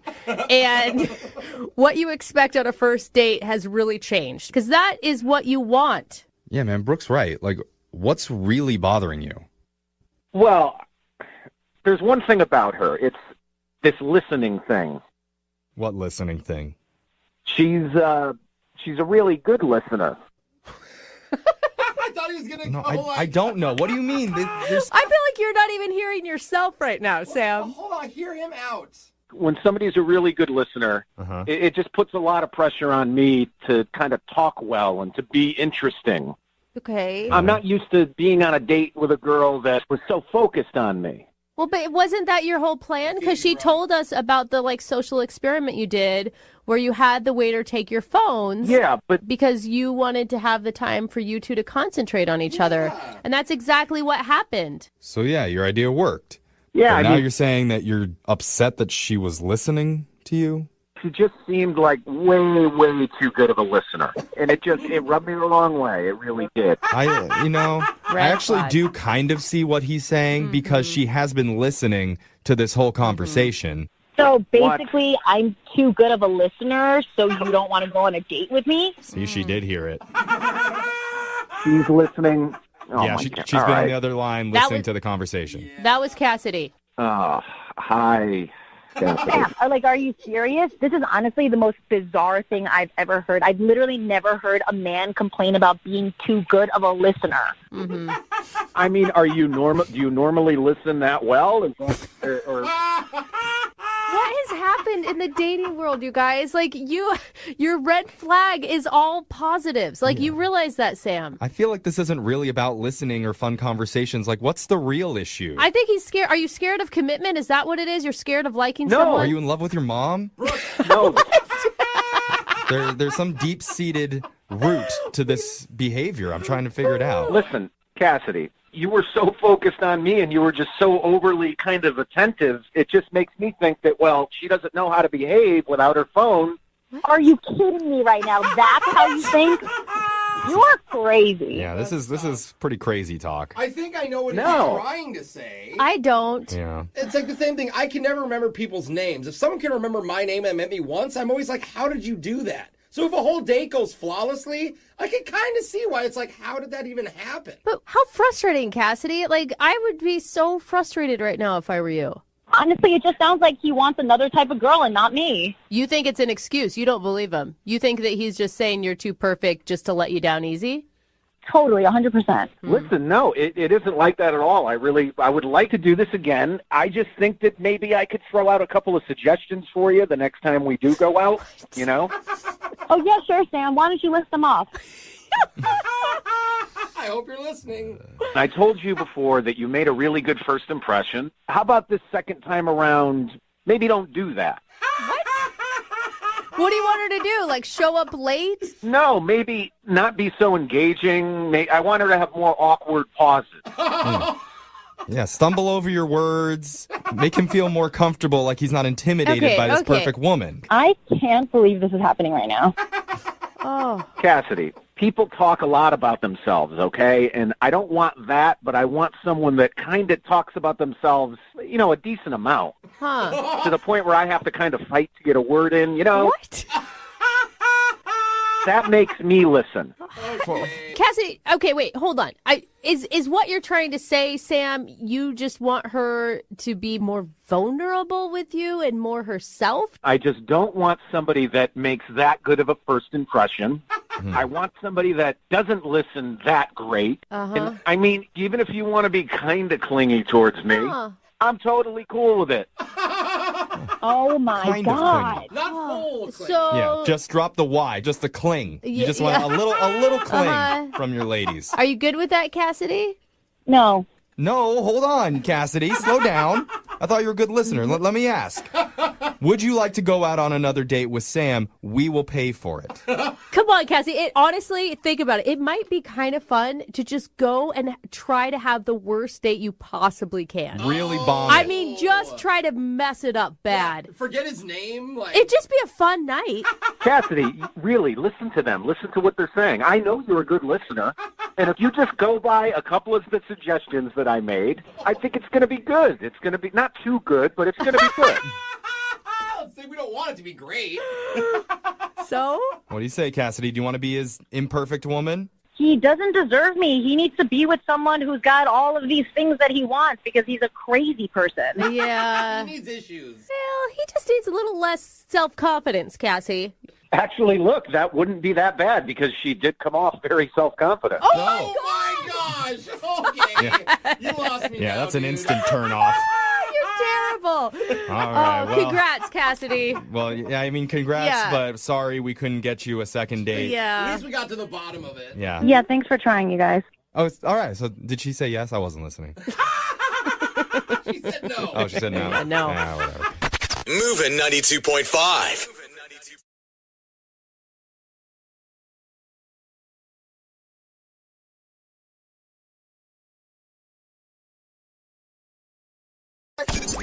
92.5. Brooke and Jubal's second date update. You ever schedule a date with somebody and then show up and that person isn't there, so you just go out with someone else? No. Yeah, me neither. Never happened to me. But apparently it happened to Sean, who's on the phone for a second date update right now. Find out how that happened in just a second. But Sean, what's up, man? How are you? Good. Thanks for taking my call. I'm curious what you guys think. No problem. Thank you for your email. You had an interesting situation with your first date. Sounds like it. Yeah. So it was a Tinder thing, and her name is Kate. We had a little flirty thing going as it happens up top, and then I offered to take her out, and she agreed. Mm-hmm. And I go to show up, and her roommate answers the door, and I'm like, is Kate here? I'm here to pick her up. And she kind of just freezes a little and is just like, sorry, I'll be right back. And so she just shuts the door and leaves me kind of hanging there, and then comes back, kind of takes a deep breath, and she's like, yeah, a bit of a mix-up here. Kate's actually out with another guy. Whoa, that's a lot of information. Why wouldn't you just, horrible roommate, why wouldn't you cover for her? Yeah. I don't know. I was kind of mortified. And I was like, all right. Yeah, what did you say to that? Yeah, you don't really say much. I was kind of kicking my heels a little bit, just kind of like, Yeah, what do you do? And she goes, I'm not up to anything. Maybe we could just hit the bar down the block or something. Dude. What? And I'm like, no, I don't want this like a pity date or something. Like, she legitimately felt bad for me. Like, I was... She's like, oh, you should be dating somebody. I'll go out with you. So I kind of reluctantly agreed. Okay, and, but, I mean, you were attracted to her, so you agreed, right? Yeah, she was cute. It's like a blind date, kind of. Okay, well, what happened? Well, we went to the bar and we had a few drinks, but she couldn't get off this, I'm so sorry. Oh, God, that's so awful. I would kind of really wanted to forget about it. Yeah, that'd be annoying. Yeah, you're like, do you have to keep harping on it? Can we just hang out and you not remind me that I was just stood up? Yeah. You're drinking cheers to you being so poorly stood up. That is lonely. Yeah. So I was doing what I could to kind of change the subject, and she would just go right back and be like, again, I'm so sorry. And I'm like, yeah, okay, it's fine, And then she even said, I bet Kate's not having as much fun right now as she would be with you. I'm sure the guy that she's out with is worse or something. It's worse. I mean, I was going to say that's a nice compliment to be like, she was complimenting you, you're fun to hang out with. But if she put it that way, maybe that guy's worse than you. It would be hard to be worse than you, but maybe. You're pretty bad, but God, you should see what she drags home from Tinder. Yeah, I mean, Kate is terrible taste. Yeah, God, Kate. I mean, I thought that this woman was I don't know, maybe attracted to you, and that's why she offered. But it really, I think you're right. It really does sound like it was out of pure pity. Well, it did get better from there. In another attempt to change the subject, I asked her if she wanted to play a game. Oh. And she perked up and she was like, sure. And I was like, all right, it's called Put It in the Hole. That game? It's on a first date. Yeah. Too. And it's not a very complicated game. You just take whatever bar food is near you and you throw it in each other's mouths and you get a little further and further away. Oh. Okay. And the people sitting around you hate you because they keep getting hit by pretzels in the head, but that's cool. Hate is an understatement. We cleared the bar out. All right. So it's just you and her playing Put It in the Hole in the bar. Jesus, sounds so bad. And just screaming if you get it in the hole, yeah! Like you won the Super Bowl. Right. It turned out to be like a totally like fun activity that we had because we were drinking and we were laughing and we were even like having a conversation about real things like while we were hurling food at each other. Dude, that's cool. And so, I mean, it turned into like we're having the time of our lives in this really weird way. So I got it in my head to make a move on her. Uh-oh. Okay. The way you worded that sounds like it didn't go over well. Well, I don't know. So she caught one, right? And I was like, I don't think that went in. Let me look. And so I approached her, and then when she let me look in, I kissed her. Oh. So you kissed her like gaping open mouth? When she wasn't expecting it? Kissed her hole? Yeah. Yeah, her mouth hole. Yeah. All right. Did she like that? She did. Awesome. So the night goes on, it gets a little fuzzy, and she wants to go home, and I'm like, I gotta not try to like take her home at this point, even though it kind of goes against everything. Yeah. Right. And so I took her home. There wasn't a kiss at the door, but we were laughing, and I was like, I should go. And the next day, I texted her once, and I called her once, and I heard like absolutely nothing. And I thought after a date like that, I would totally hear something. Oh. And I don't know if she was like felt like she was stepping on Kate's feet or like I don't. It's just so weird that a night like that, I'm just getting like ghost. Do you think maybe the roommate like got mad at her for going out with you? Well, that is the theory that I just said. So good job. Okay. Yeah, but Note to self: pay attention more. I don't know. Kate didn't care enough to even be there when you guys were supposed to be on a date. I don't think that she'd be that territorial. Yeah, she sounded like it has great chemistry. I don't know. I just see her, like, if the roommate came, saw you at the door, then said, hold on, I got to check, and then goes back. She obviously, I feel like, checked in with Kate somehow. Yeah, I think so, but I don't know for sure. All right. Well, play a song and then come back and call her and get your second date update, okay? Awesome. All right, hang on. Moving 92.5. Brooke and Jubal in the mornings. Second date update. Right in the middle of a second date update, and if you're just joining us, Sean is on the phone, and he was supposed to go out with a girl named Kate, but that never happened. He showed up to Kate's apartment, and she was actually out on another date with a different dude. So he ended up hanging out with her roommate. Sean, what's her name, by the way? We never got the roommate's name. Chelsea. Chelsea. Okay, so he ended up hanging out with Chelsea all night. He said that they had a really good date, but now she's not calling him back. Sean, have you thought about the possibility that maybe you got catfished? Oh. Wow, I didn't even think of that. I have entertained that. It just doesn't add up to that, but I guess it's possible. Like fake pictures and everything else, and then you show up and she acts like she's the roommate. I don't know why. Right. But Really smart. But why would she catfish you and then not call you back? I don't know. Like, that's pretty rude. You get stood up. Yeah, she would have just not gone on the date if she wasn't interested, right? Right. I mean, I don't get why to set up that whole sting and then do it this way, you know. Well, it's shrouded in mystery. Hopefully we can figure it out for you. I'm about to call. Chelsea's the one we're calling, not Kate, right? Yeah, I did. I never went out with Kate. Yeah, I know. Yeah. I know. I'm just starting to get names confused now. That's more for me than for anybody else. All right, so I'm about to call Chelsea right now and find out why she's not calling you back. You ready? Yeah. Okay, here we go.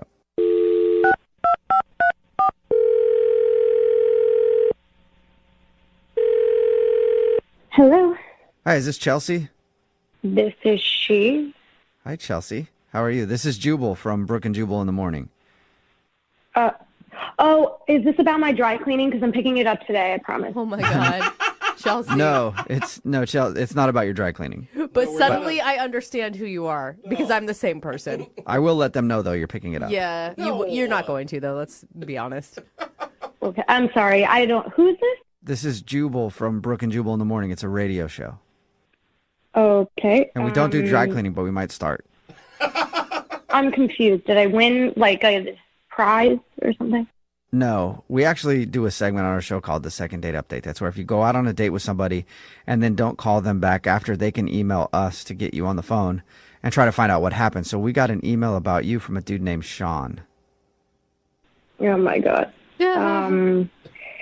Yeah. Okay. I mean, I know Sean. Yeah, he told us. He told us about how he actually was supposed to go on a date with your roommate. Yeah. He showed up and I felt really bad. So I just said, like, we can go to a bar and hang out for a little. Yeah. You pity dated him, is what he said.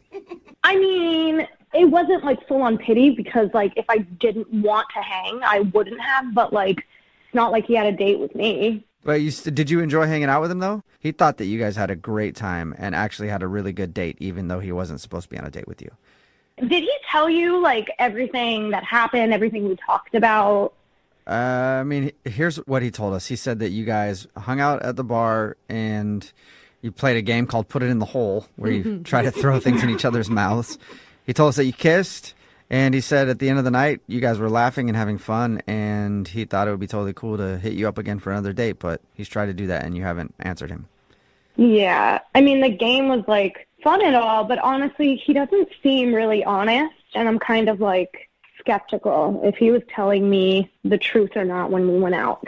What do you think he was lying about? Everything. Whoa. What? He said, like, he's been struck by lightning 3 times. Oh. And, like, I don't even know anyone who's been struck once. Yeah, that's Yeah. pretty rare. I mean, but, like, I could let that slide. But then, like, right after, he said it happened around the time that he was roommates with Zac Efron, like, before Zac Efron got famous. And, like, hasn't Zac Efron been famous since he was, like, 12? Like, that just didn't make sense. Yeah, I mean, there's definitely some flags flying up that say, like, compulsive liar. Yeah. Well, I mean, there's, like, more than... literally, the whole thing, I feel like, was a lie. He told me he, like, won the New York Marathon, but, like... He won it. Was disqualified because he lost, like, that number that you wear when you're running, you know? Oh, no. He was running so fast it flew off. All that running for nothing. I mean, like, he is in really good shape, but, like, to win a marathon, like, wouldn't I have heard about it? Like, if I Googled him, would have seen that? Like, Yeah, you would know? think so. I know a dude like that who tells the tallest tales ever, and you're like, that did not happen. But, like, that's not even the worst of it. I think the worst one was he told me he hooked up with, like, 2 Victoria's Secret models on Kendrick Lamar's private jet. Oh, wow. So he's roommates with Zac Efron. He's on Kendrick Lamar's private jet, hooking up with Victoria's Secret models. And that was the 3rd time he got hit by But, lightning. but wait, hold In the on. plane. He's getting stood up by your roommate on a Tinder date. Like, That doesn't add you're up. right. There's a lot of things that are missing here. Totally lying. Well, she's the one that called BS on it. Like, I came home and I told her, and I was like, did he tell you any of this? Like, did he send you a picture of him, like, on a private jet or anything? And she was like, no, this guy is a liar. Don't talk to him ever again. Did you say anything to him on the date? Like, I like who you are without all these big lies. Like, you don't have to tell me this. I didn't, like, outright tell him that he was lying because he does, like, the way he told the stories, I started to believe him because, like, what do I know? I don't know if it's not true or not. Like, maybe he really does have this crazy, extravagant life. Who knows? Maybe we should ask, because he's actually on the other line listening and wants to talk to you. Wait, he's what? He's on the other line and wants to talk to you. Unless Kendrick Lamar tried to call through, they might have taken his call. I don't know. Sean, are you still there? Yeah, I'm still here. Oh, my God. I'm a little bummed out that you're kind of, like, questioning my integrity. I mean, God. it's all of the things, like, you're not that old. How could you have experienced all of this stuff? Well, I don't know, but I have. I mean, getting hit by lightning 3 times in a row isn't exactly a bragging thing. And I have medical records that says I've been lit up. Been lit up. I mean, don't they say, like, once you get hit once, you have a greater chance of getting hit again? Isn't that what Well, the you step? don't have to convince me that's true. Aren't you, like, supposed to have marks on your body when you're hit by lightning? Like, I must have passed through me in a way that just jolted all my organs for a second. I'm having a hard time because you are believable, and you did stay on the phone through all this. Like, if you were a big fat liar, I would think you would have hung up on us by now. Like the Zac Efron thing, he was shooting in the area. I'm very good friends with his friend. He stayed at my place for a week. That does count as a roommate. Okay, now so I'm starting to Zac believe. Efron slept on your couch for a week or something like that. Yeah. And as far as the Victoria's Secret model thing, that really did happen. And I was on Kendrick Lamar's plane. Kendrick Lamar was not there, but I had to sign an NDA. What? Which means I shouldn't be even talking about it at all. On the radio, it's probably a huge no-no. But, like, I have pictures, I can't even show them. But it happened. Why do you have pictures of you hooking up? Everyone has their phones out and stuff. So people were filming you hook up with the Victoria's Secret models in Kendrick Lamar's plane? Yeah, I didn't. It's just like, to be clear, like, I didn't sleep with them. I just was hooking up with them and drinking champagne on the plane. And hey, to be fair, Chelsea, if I was hooking up with Victoria's Secret models, I would also have pictures of it. Like, that is a moment that you only get once in life. all right, what about you riding across the country on horseback? Did that really happen? Okay, that story is slightly different. Yeah, I rode across country on horseback, but what I didn't tell you is that I rode back as well. And I thought I was like, oh, I'm going to be bragging if I say I did a round trip. I think one time riding across the country on horseback raises enough questions. Yeah, you don't need to add that you rode back. You can see how these stories sound pretty made up, though, right? Look, you don't have to believe me on this, but they happened. I was there. I lived it. You're pretty convincing. And I actually believe the horseback thing. The one I have a problem with, Sean, is the marathon. You won the New York City Marathon. I won in my division. How fast did you run it? Look, you don't have to grill me like I'm some sort of liar. I know the truth. I was there. You weren't there. So get off my job, okay? What about you escaping the Mexican cartel? Did that really happen? Wow. You escaped the Mexican cartel. Okay, El Chapo. Oh, my God. All right. So, first of all, what I was doing down there, and I was a dumb kid, and I was trying to buy weed, and I got in the wrong place at the wrong time, and they took me for ransom. They take people for ransom. They call their families, and they're like, give me money, and we'll let them go. Trying to buy weed, and then I round up like in the middle of a huge coke deal between the cartels. It happens. It's rampant down there. I have heard. And so I will tell you how I got out of there. It wasn't very fancy, but we basically became friends, all of us, and joked around and smoked and drank while they waited for their money. And they trusted me enough to go take a leak out on the back deck, and then I just hoofed it and ran. Wow. So you're either the most interesting man on the planet, or you're the biggest liar we've ever met. I am known for being the unluckiest and luckiest guy on the planet at the same time. All right. Well, Who knows you like that, though? Chelsea, would you like to get to know Sean? All of my friends. Would you like for Sean to prove it to you? Would you go on a second date with Sean? We'll pay for it. Then you guys can sit down and he can bring the medical records of his lightning strike. I just don't know, because, like, I don't know if he's telling the truth or not. Like, he's got answers to every question. Like, I have answers to every question because they happened. It's real easy for me. Think about this. I've been going around telling people that I went on a Tinder date and that the date wasn't even there, but I took out her roommate. Like, that's already, like... Yeah, weird stuff happens to you, man. You're an excellent liar, Sean. I commend you. Jubal's jealous. Yeah. Chelsea, what do you think? Do you want to give Sean one more shot? I do think I'm going to go on a date and see what happens. Oh, my Okay. gosh. All right. Sean, congratulations. You got a second date. Yay. Yeah, bring along your medical records and all that stuff. Well, I don't know if I can get my hands on them by then, but I'll see. Sure. Okay. Really? All right. Well, Convenient. hope your date goes well. And congratulations, Sean. Chelsea, thank you for your time, too. Thank you. Yeah. Yeah, she's like, I don't know. And Sean, the next time you go on Kendrick Lamar's private jet, invite, please. Yeah, dude. We don't actually talk anymore. It was his buddy's plane, so yeah. Okay. All right. Sure. Sounds legit. We'll see you. Brooke and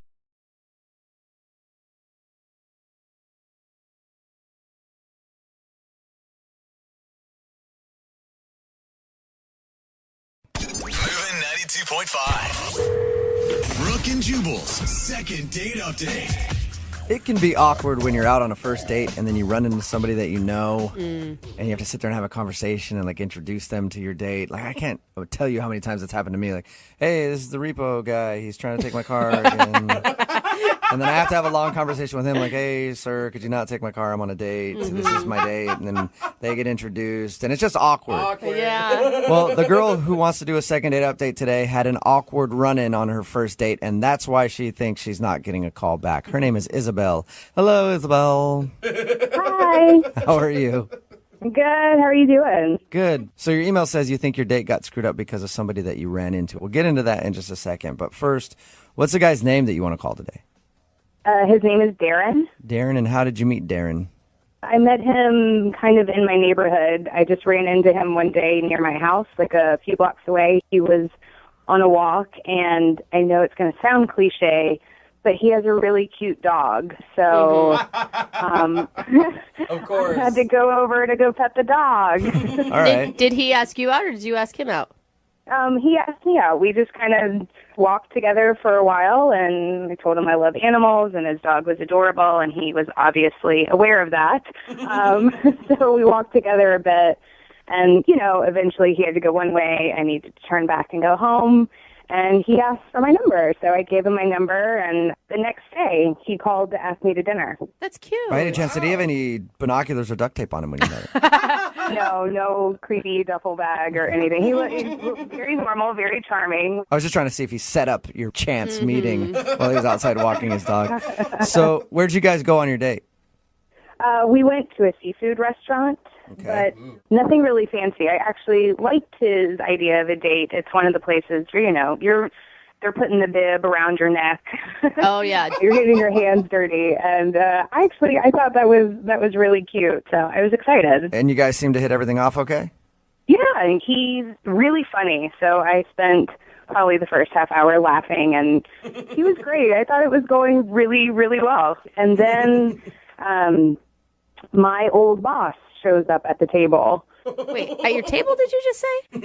Yeah, it got a little awkward. Did you like your old boss? Or was this somebody that you wouldn't want to talk to normally?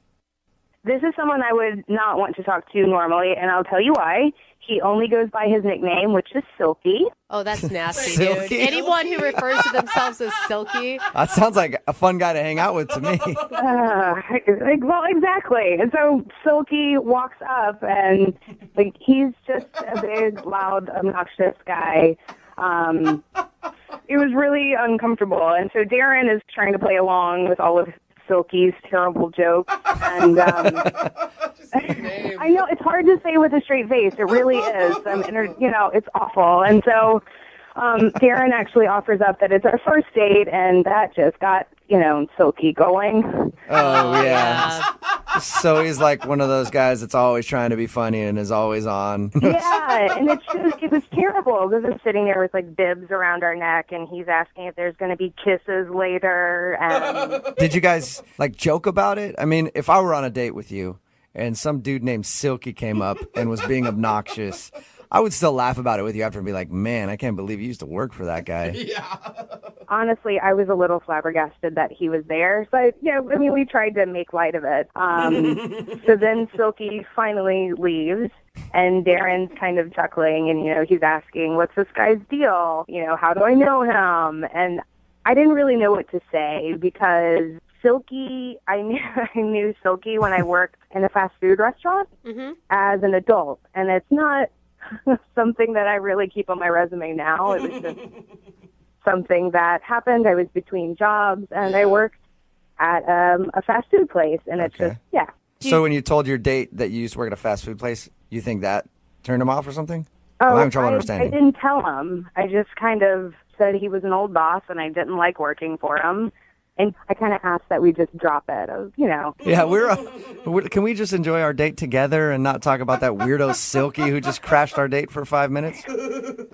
I think that's a reasonable request. So, yeah, I just asked that we kind of move on. And Silky's a crazy character from a long time ago. And Darren, I think, took that the wrong way and kind of stared at me wondering if I was hiding something or if there was some big secret I wasn't telling him. If I were Darren, I could see where, if he had an old boss named Silky, I would think that he must have been some sort of drug dealer or something. I can kind of see that, and it did get a little awkward for a few moments, and then we just went back to dinner and had a good time. How did your date end? He dropped me off, and I got an awkward hug. Do you think an awkward hug? Something was obviously bothering him or was wrong, and I don't know what's going on because he hasn't responded to my text. I've texted him a few times, and I feel bad that maybe I should have just told him about the fast food job, or maybe my perfume was too strong, or he didn't I don't know. I was wearing too much makeup. I don't know what went wrong, but I want to know. I love a girl's brain. There's always like 8,000 different reasons it could be. Well, we'll play a song, come back, call him, and get your second date update, okay? Okay. Thanks. Hang on. Moving 92.5. Brooke and Jubal in the mornings. Second date update. Having your first date interrupted by a coworker can be annoying. Having your first date interrupted by an old boss named Silky can definitely ruin the whole thing. Sounds bad. If you're just tuning in for the second date update, Isabel is on the phone with us. She met a guy named Darren. They had a really fun date going, and then her old boss, a guy named Silky, happened to be at the restaurant they were eating at. I don't think that's his real name. I think he just calls himself Silky. But he crashed their date for a little while, and apparently he's one of these big, loud, obnoxious dudes, and he wouldn't stop joking around. And when he left, her date asked about Silky, and she didn't want to say where she knew Silky from because it was like when she was between jobs, she was working at a burger place, and she was kind of embarrassed of that. So she asked him to move on, and then ever since Silky's appearance on the date, her date sort of seemed a little weirded out, and he hasn't called her since. We're going to get him on the phone and find out if it was Silky who ruined the day for her. Are you about ready to go, Isabel? I'm ready. I want to know what happened. Right. And you do know, Isabel, you shouldn't be ashamed of working hard and having to work at a fast food joint for a little while. I know. It's nothing against anyone who works fast food. For me, it was just, my degree wasn't, it's just not a part of my life I talk about. Yeah, okay. I'm going to dial the phone number right now, and I'm hoping that the guy you went out with, Darren, doesn't answer. I'm hoping Silky answers, because I'm curious about that guy more than I am about Darren, honestly. All right, here we go.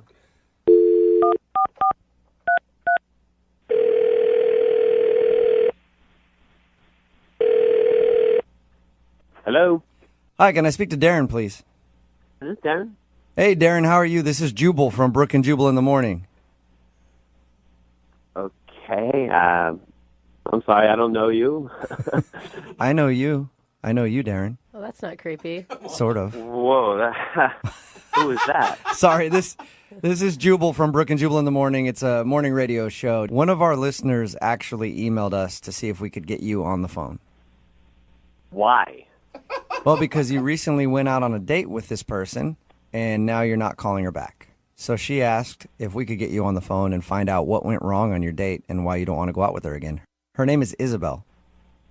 Oh, this can't be good. It could be good. I don't know. You tell me. Isabel wants to know why you're not calling her back. She says she's tried to text you a few times since you guys went out and has heard nothing from you. You know, it's just not something I really want to pursue or get into. She told us about the date. Can I just at least kind of tell you what she was saying? She told you about our date? Yeah. She told us all about how you guys went out to the seafood place, like a crab shack type place. Okay. And she... Oh, my God, that's weird. She said she really enjoyed it, by the way. The food? Yeah. The food, the company. She said she liked you a lot. I'll tell you why she thinks she's not getting a call back, and maybe you can just tell me if I'm wrong or right, okay? Uh-huh. She says that during your date, you were interrupted for a little while by her ex-boss, a guy that calls himself Silky, and he sounds like quite the character. Oh, so she told you about Silky, huh? She did. She told us about good old Silky. She said it was a really weird experience because he came up and he was obnoxious. Yeah, he's a weird dude. I mean, he's very animated and all over the place. And he said a couple of things that made me kind of wonder how well they know each other and stuff, and I just... What do you mean you think it went deeper than a work relationship? He was saying some weird stuff. He, for one thing, he kept calling me player. He was like, you're lucky you out with her, player. And, he's always my best one, player. My best one? Like, best one? What are you... I'm thinking, what is he talking about, Mm-hmm. He just wouldn't shut up, and he's like, you think she looked good now? You should have seen her in her prime. What? And What an a-hole, dude. He sounds so creepy. I'm like looking at him thinking, I'm just trying to play along, right? I'm like Right. trying to be nice. Yeah, you're just like pity laughing him, like, oh man, Silky, I just met you, and you're like, you're just crazy. I'm just hoping he goes away soon, and I let him know, I was like, hey, this is just our first date, and he's like, first date? Oh, you're going to get some? You're going to get it tonight. He said that in front of her? And how did she react? Oh my god. She seemed a bit mortified, but was, trying to keep her composure, and I'm like, inside, I'm freaking like, who the hell are you? And he's like, come on, give me a fist bump. Come on, give me a fist bump. I'm like, you gonna get it tonight, boy. Give me a fist bump. So did you? He wouldn't leave, so I begrudgingly give him a fist pump. I'm like, yeah, man, sure. Oh my God, I would have wanted to beat him up. Weren't you angry that someone was talking bad about her like that? I was more intrigued than upset. I mean, she seemed upset. I was more like, what the hell is going on? Yeah. It's like, get out of here, Silky.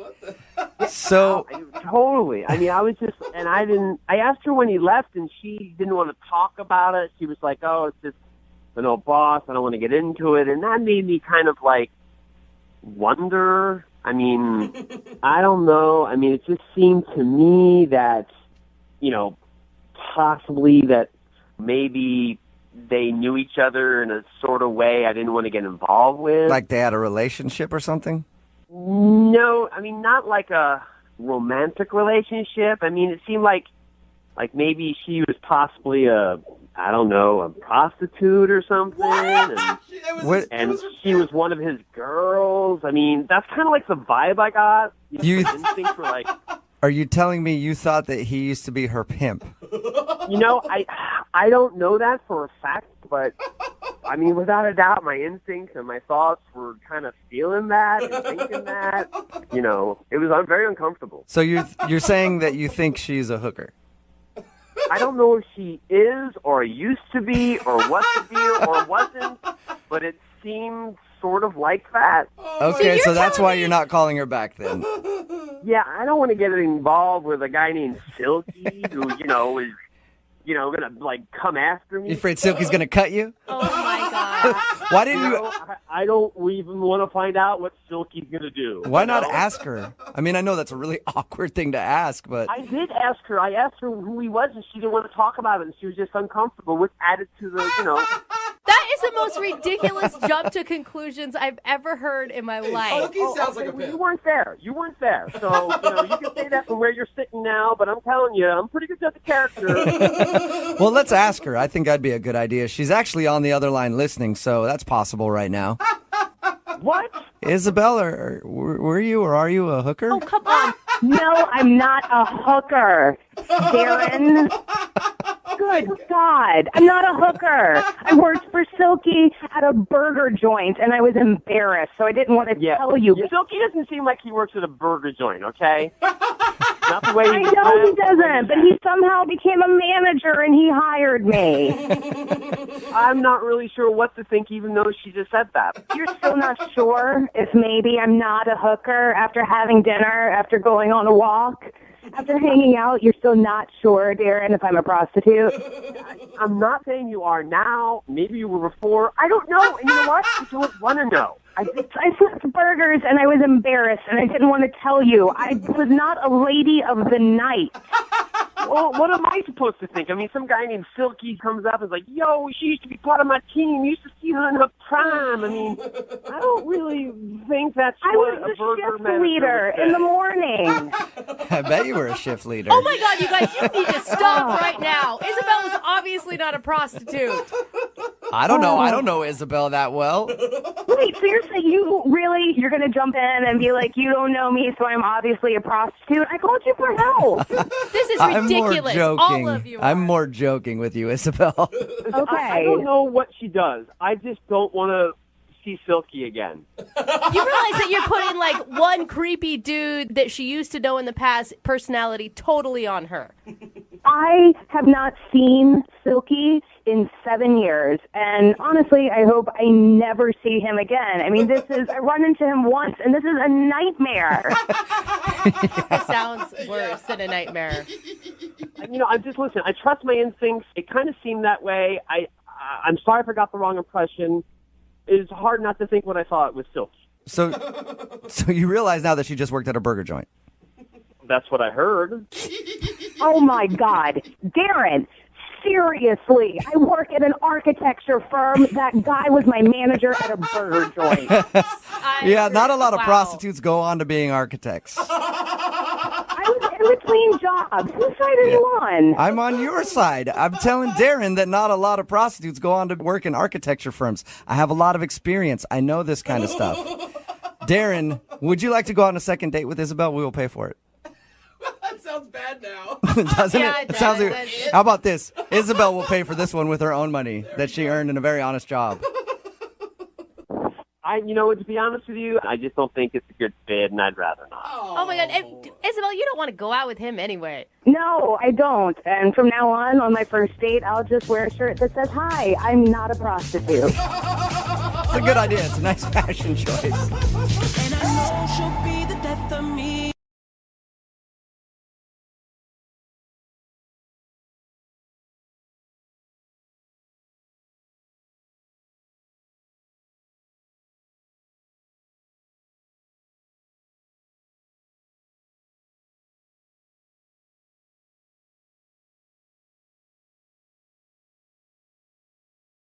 Need LASIK? Trust the experienced team at the LASIK Center at Evergreen Eye Center. No glasses, no contacts, no limits. What will you do?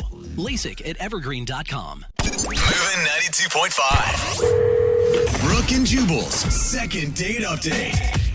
How does that Marilyn Monroe quote go that every single Instagram model posts on their account at least 3 times a month? Because if you can't handle me at my worst, you don't deserve me at my best. Yeah, like you didn't know it. That's AKA, cute, Jubal. I'm crazy. But anyway, Russell, who's on the phone for a second date update today, definitely met the girl that he wants to call at his worst. I think actually they were probably both at their worst. What? Really? I read your email, Russell, and the one thing that I thought was hilarious is how you guys met. Yeah, that was a good story. I've never met anybody like that before. I can't wait to hear it. What happened?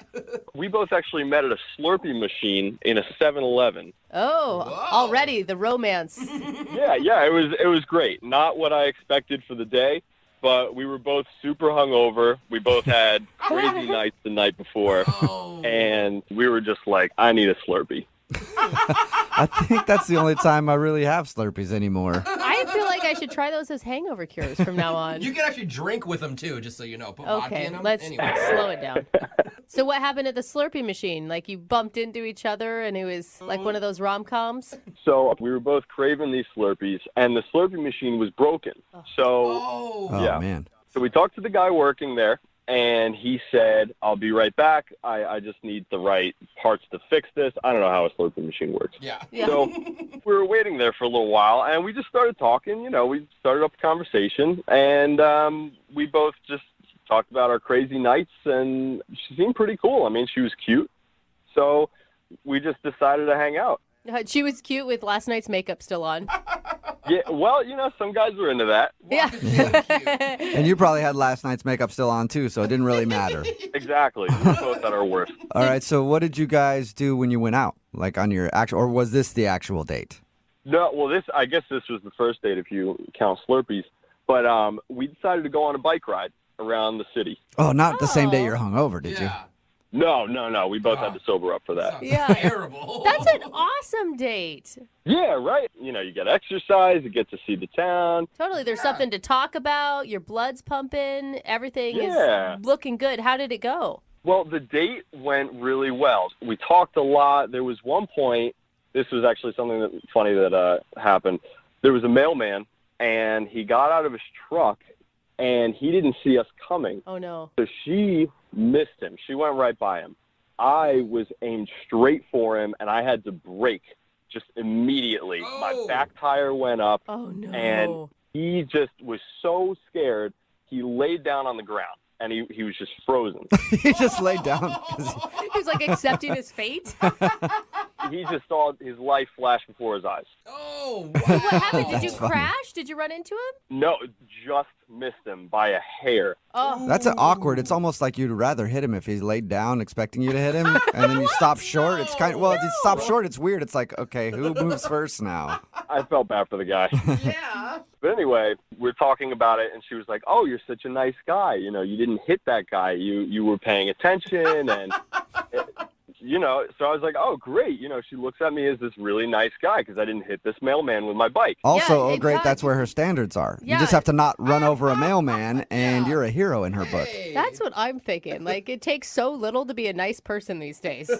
Yeah, so I had it made. I was in. At least I thought, you know. And so we went out to lunch after that, and we talked. We had a great time. So why isn't she calling you back if it was so wonderful?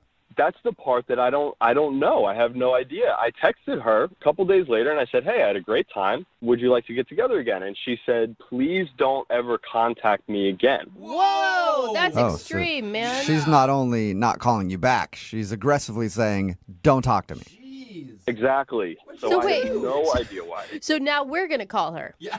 Okay, great. Yeah. Yeah. I mean, Do you have any idea why she would be so, like, Adamant? yeah. I have no idea. The date went really well, I thought. yeah. And I even texted her, like, why? Like, what's wrong? And should she respond?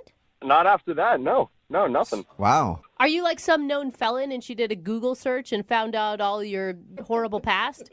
Not that I know of. Well, maybe we'll find out that you do have a criminal record and you didn't even know it. We could. All right. Well, we're going to play a song, come back, and then call her and get your second date update, okay?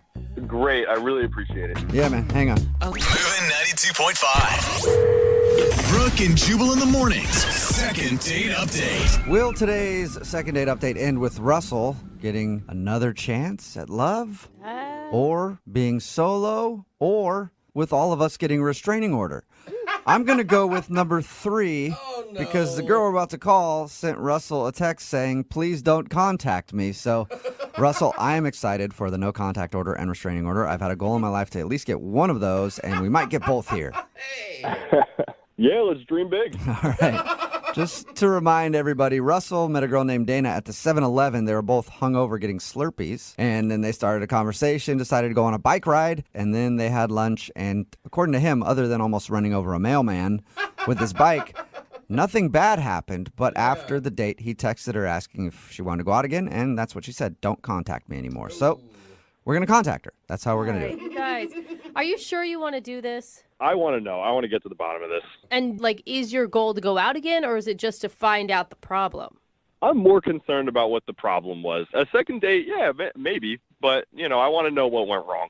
Yeah, if you have no idea and her reaction is that strong, maybe you're doing something on dates that is not cool and you don't even realize it. Yeah, exactly. And I need to know. I think she found something online that was bad about you. I mean, that is a possibility. She could Was have... there stuff online that's bad about you? No, here's the thing. My ex is not a good person, and we had a really bad breakup, and I'm wondering, like, maybe there's a possibility she talked to her somehow. I don't know. Okay. Okay, Well, we'll see? find out. I'm going to dial her phone number right now. Here we go. Okay, let's do it.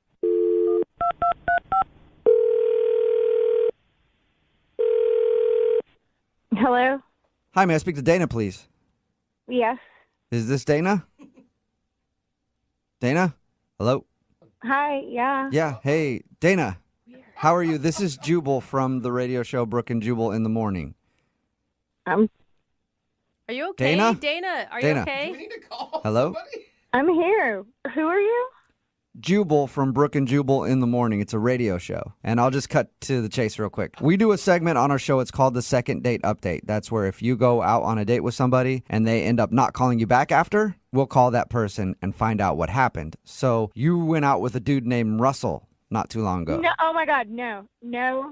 I don't want anything to do with him. Okay. Well, we my know. God, wait, no, hold Dana. on, We know. Dana. We know that you don't want anything to do with him because you sent him a text message telling him that. But Russell's really confused at what he did. That's the problem. I just don't want anything to do with him. That Okay. was a serious reaction, though. Are you, like, scared of him? I don't know why, he doesn't take no for an answer. I just, I don't want...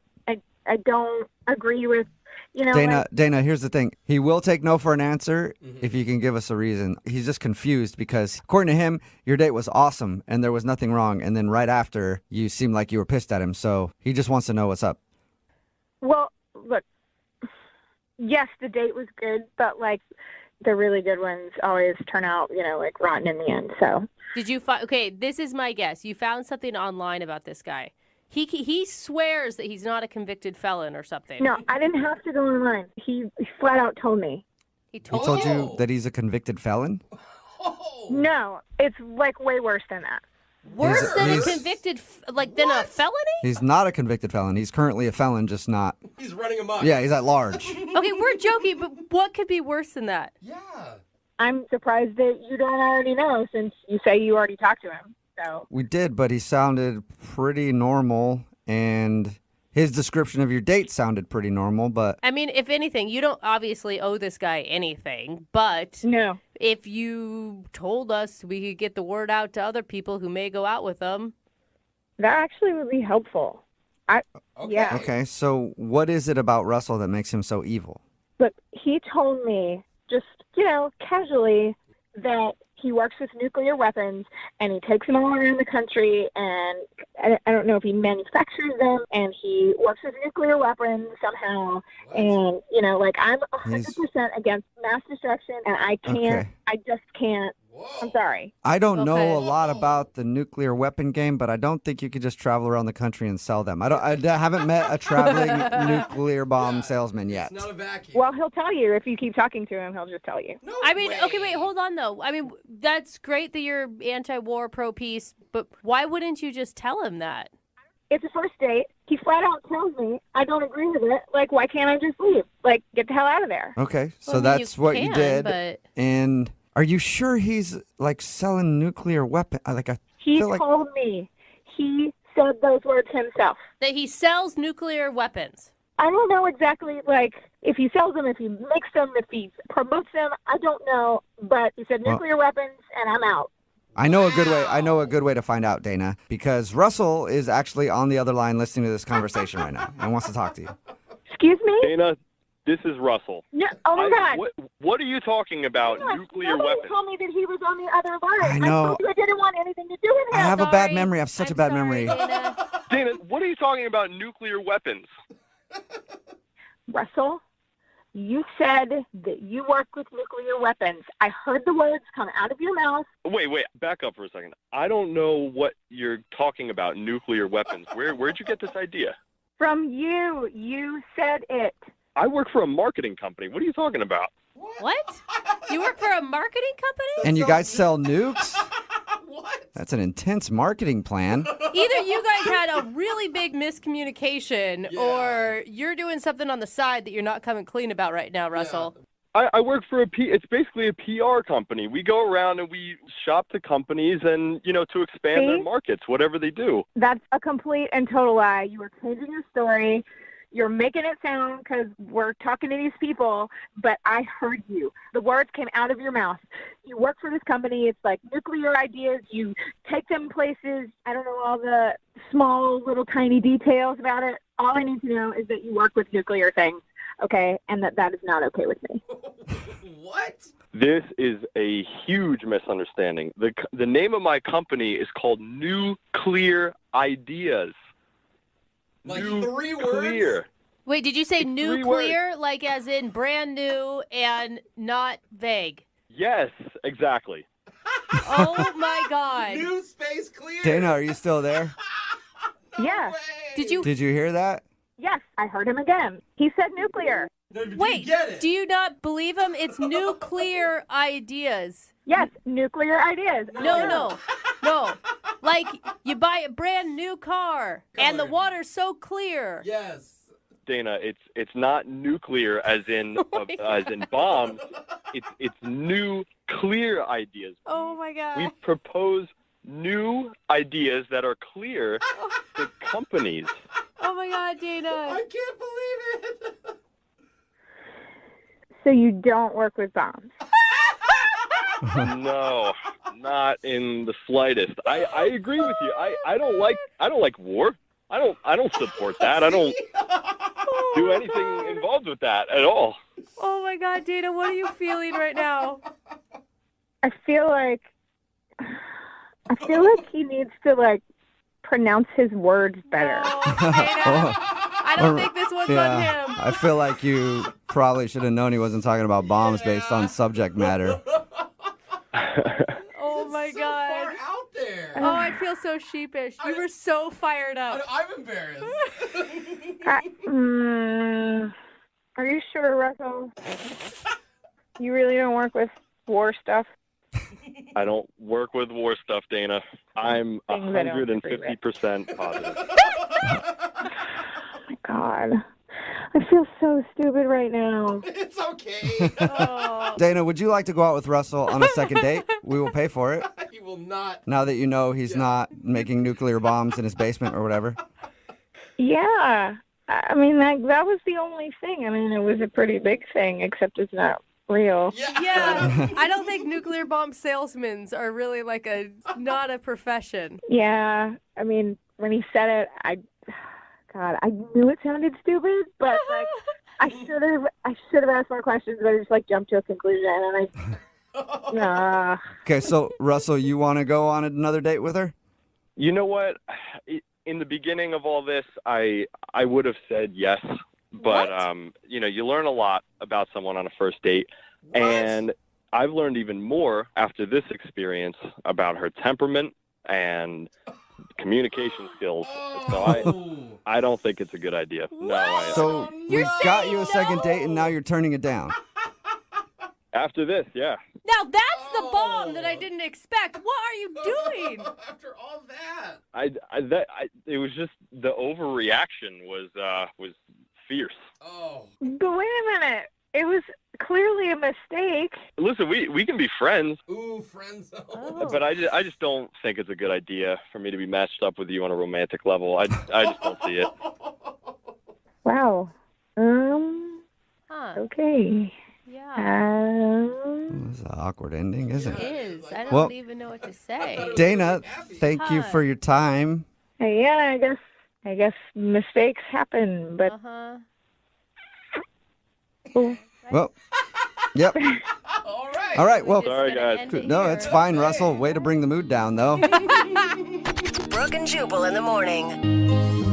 Text in at 78592. It says Russell dodged a bullet. Correction, he dodged a nuclear bomb. Oh, gosh. It's Brooke and Jubal in the morning talking about the second date update. If you missed it, this dude, Russell, wanted to call Dana. They went out on a date. Everything seemed fine. After the date, though, she texted him and said, never contact me again. So, of course, he did the right thing. Had us contact her for a second date update. But we got to the bottom of the problem. She is against war and all things war. Mm-hmm. And she thought Russell was somebody who sold nuclear weapons. But Russell works for a company called Nuclear Ideas, and she heard nuclear ideas, and that's why she said never contact me, because she thought he was some sort of international arms dealer or something. I could see where the name sounds like nuclear. I get that. Yeah. But why wouldn't you have a further conversation? I mean, if someone told you that they were dealing with nuclear bombs, I'd have all sorts of questions. I definitely right? would Like, want to find out more about that. Even if I was against it, I'd be like, whoa, I've never met somebody who goes door to door and sells nuclear bombs before. In the end, Russell decided not to go out with her because he thought that was kind of weird, that she didn't realize it was nuclear and not nuclear, and the way that she reacted, saying never contact me again. Yeah, and I think her was all upset. He decided not to go out with her again. jump to conclusion was a little bit much for him. A little bit. Yeah. Remember, if you want to do a second date update, all you have to do is email the show, and we will call the person who didn't call you back. Moving 92.5.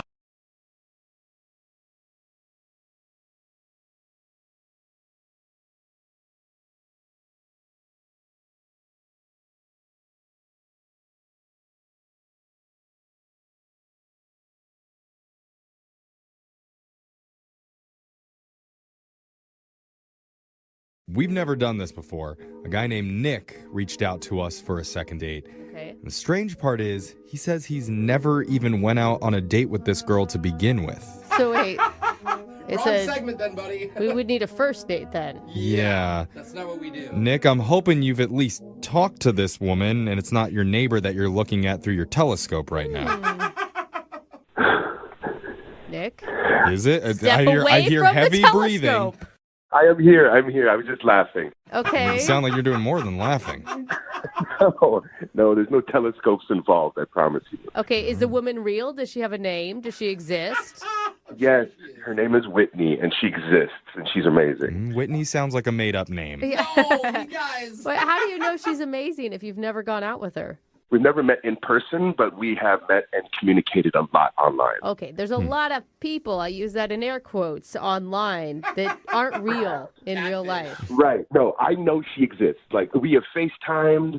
We've had extensive communication online where we've actually seen each other. So why aren't you going on a date with her? Well, because she lives in a different state.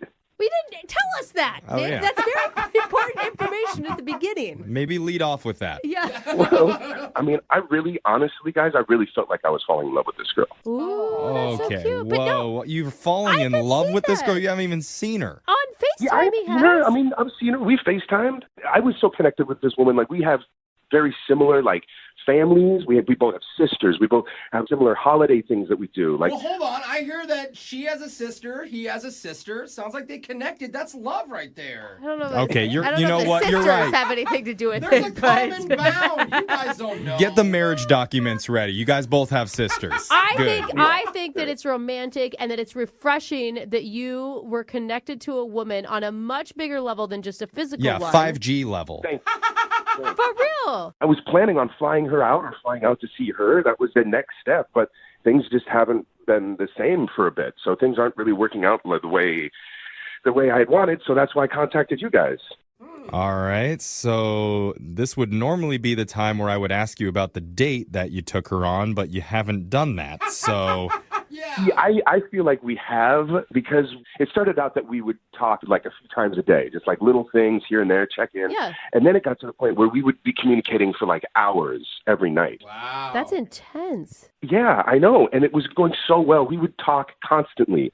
And it was great like that for about like 3 weeks, I would say. And then she started not responding as quickly. Yeah. And then she wasn't like, we weren't talking every night. there must be something that you have done during these conversations that has turned her off. No. Well, the last photo I sent her, I took a photo of my breakfast, and it was like 2 heart-shaped pancakes that I made, and then I kind of spelled out like "I love you" and bacon. And I know that's corny, but it's also like sweet, and that's how I feel. I mean, it seems like a lot to drop the L word and never seeing each other in person. I mean, I spelt it in bacon. Okay, you're spelling out the word love and bacon to this girl already? Yeah, that's what he's doing. He's testing the waters to see if what was her response to that. I mean, not much. Not much. Okay, that's not good. I know, and I haven't really heard from her in about the last 48 hours, which is rare because ever since we started communicating, we've never gone 48 hours without at least checking in. So how do you want us to help? Because she obviously doesn't listen to our show. I don't know. How can we get her? How can I get her to listen to me? How can we get her? Yeah, okay. That's quite a Listen. statement. Get her on the show is what I'm thinking. Okay. Or find out if you did something wrong or Yeah, if she is exactly. just scared. It sounds like he's just coming on a little too strong, but you were both feeling it, the chemistry at one point, so that's great. Well, also, I forgot to tell you this as well. She did mention she had this friend that was kind of hesitant about our relationship, and I don't know if that has something to do with it. Like her friend is like jealous or just doesn't trust me because of the whole online thing, or maybe she's found met somebody else. I don't know. My mind is just kind of racing about the whole thing, and I was hoping you could help me in somehow. All right. Well, just calm down about it a little bit. Maybe pop a Valium because you're getting a little bit excited talking about her. I am amped up because, I care a lot about this girl, and if there's any chance that you can help me out, communicate with her, I would just really appreciate it because, I just don't know what else to do, honestly. All right.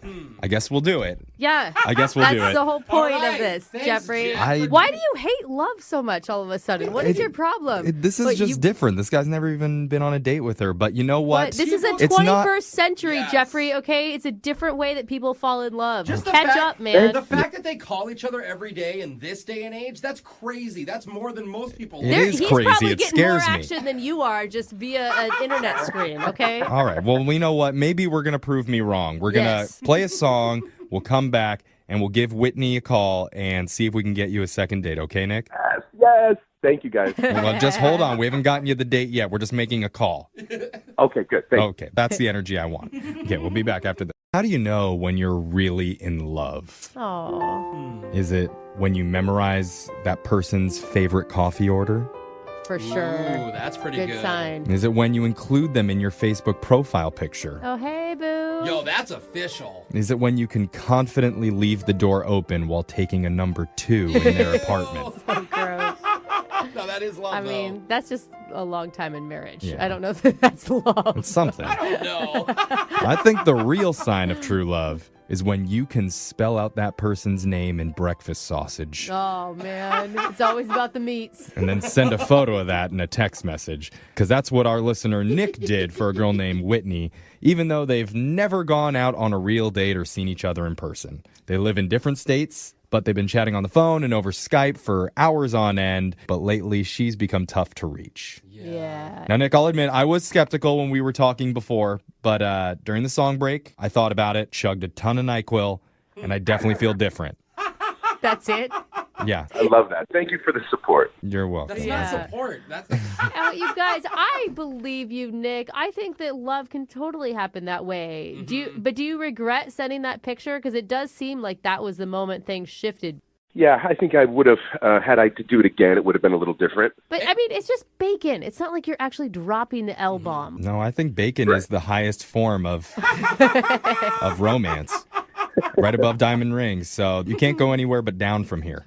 I agree. All right. oh man. Well, let's get your bacon lover on the phone, and we'll see if you can get you a second date, okay? All right, I'm nervous. All right.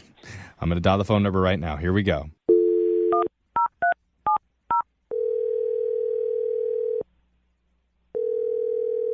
Hello? Hi, can I speak to Whitney, please? This is her. Hi, Whitney. My name's Young Jeffrey. I work for the radio. What is this about? This is about you. Well, obviously. Oh, my God. Okay. Sorry. Did I win something?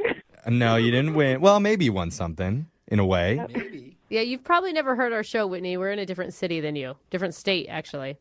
So why are you calling me then? We're calling you because we do something on our show called a second date. Okay. I'm guessing you don't know what that is, but basically, when one of our listeners needs help figuring out why they're not getting a call after a date, we're willing to do that for them. And we're calling on behalf of a guy named Nick. Do you remember going out with Nick? But they never really went out. Oh, so right. that doesn't That's really right. count. Yeah. This is so different than what we normally do. I've totally screwed this up. So you've been chatting recently with someone named Nick. And it feels like you guys have been on quite a few dates because of how much time you've spent online together. All right. What did he say about me? He said he loves you. No, he didn't say it like that. Down. He sent a picture to you in bacon. He thought everything was going well. Yes. He felt like he's never connected to somebody like he connects with you, and he was really excited about it. And now you're not calling him back after he sent one simple picture of I love you spelled out in bacon, and he's wondering if he freaked you out. Well, to be honest, the bacon message was definitely a little overwhelming. Okay. But, I was falling for him, too. See, Jeff? So you were on board. How come you didn't bacon text him back then? Well, I talked to my friend, and my friend's always someone that, gives me really good advice. And so I just need to pull back for a minute. I'm not Yeah. Well, who is this friend? Is it a guy or a girlfriend? It's actually like my very trusted stuffed animal that I've had for a long time. And it's like my inner self tells me, if things are okay or not. Wait, What? are you joking right now? Is this a joke? You want to talk to her? Wait, Wait, hold Whitney, on. Whitney, are you joking? No, it's kind of like how Mr. Rogers does it, Oh, Mr. Rogers does it. Yeah, you don't remember having the little puppets and... You have a puppet friend that's telling you not to date a guy? Yeah, it's Sparkle. I've had her for many years. Put Sparkles on the phone. We'd love to chat with her. Hi, this is Sparkle. Hi, Sparkles. Hello. Oh my God, I don't know. But Sparkles, wait, why don't you like Nick? Because he might not like me. He might throw me away and I never see Whitney ever again. It was a doll. Okay, this is yeah. on. Sparkles, you do realize that Whitney deserves to be loved and that Whitney won't let you be thrown away, right? I'm doing this. I thought it was a doll. If he likes Whitney, he has to keep me too. Okay. Hey, Sparkles, have you ever met Nick before? Does Nick know about you?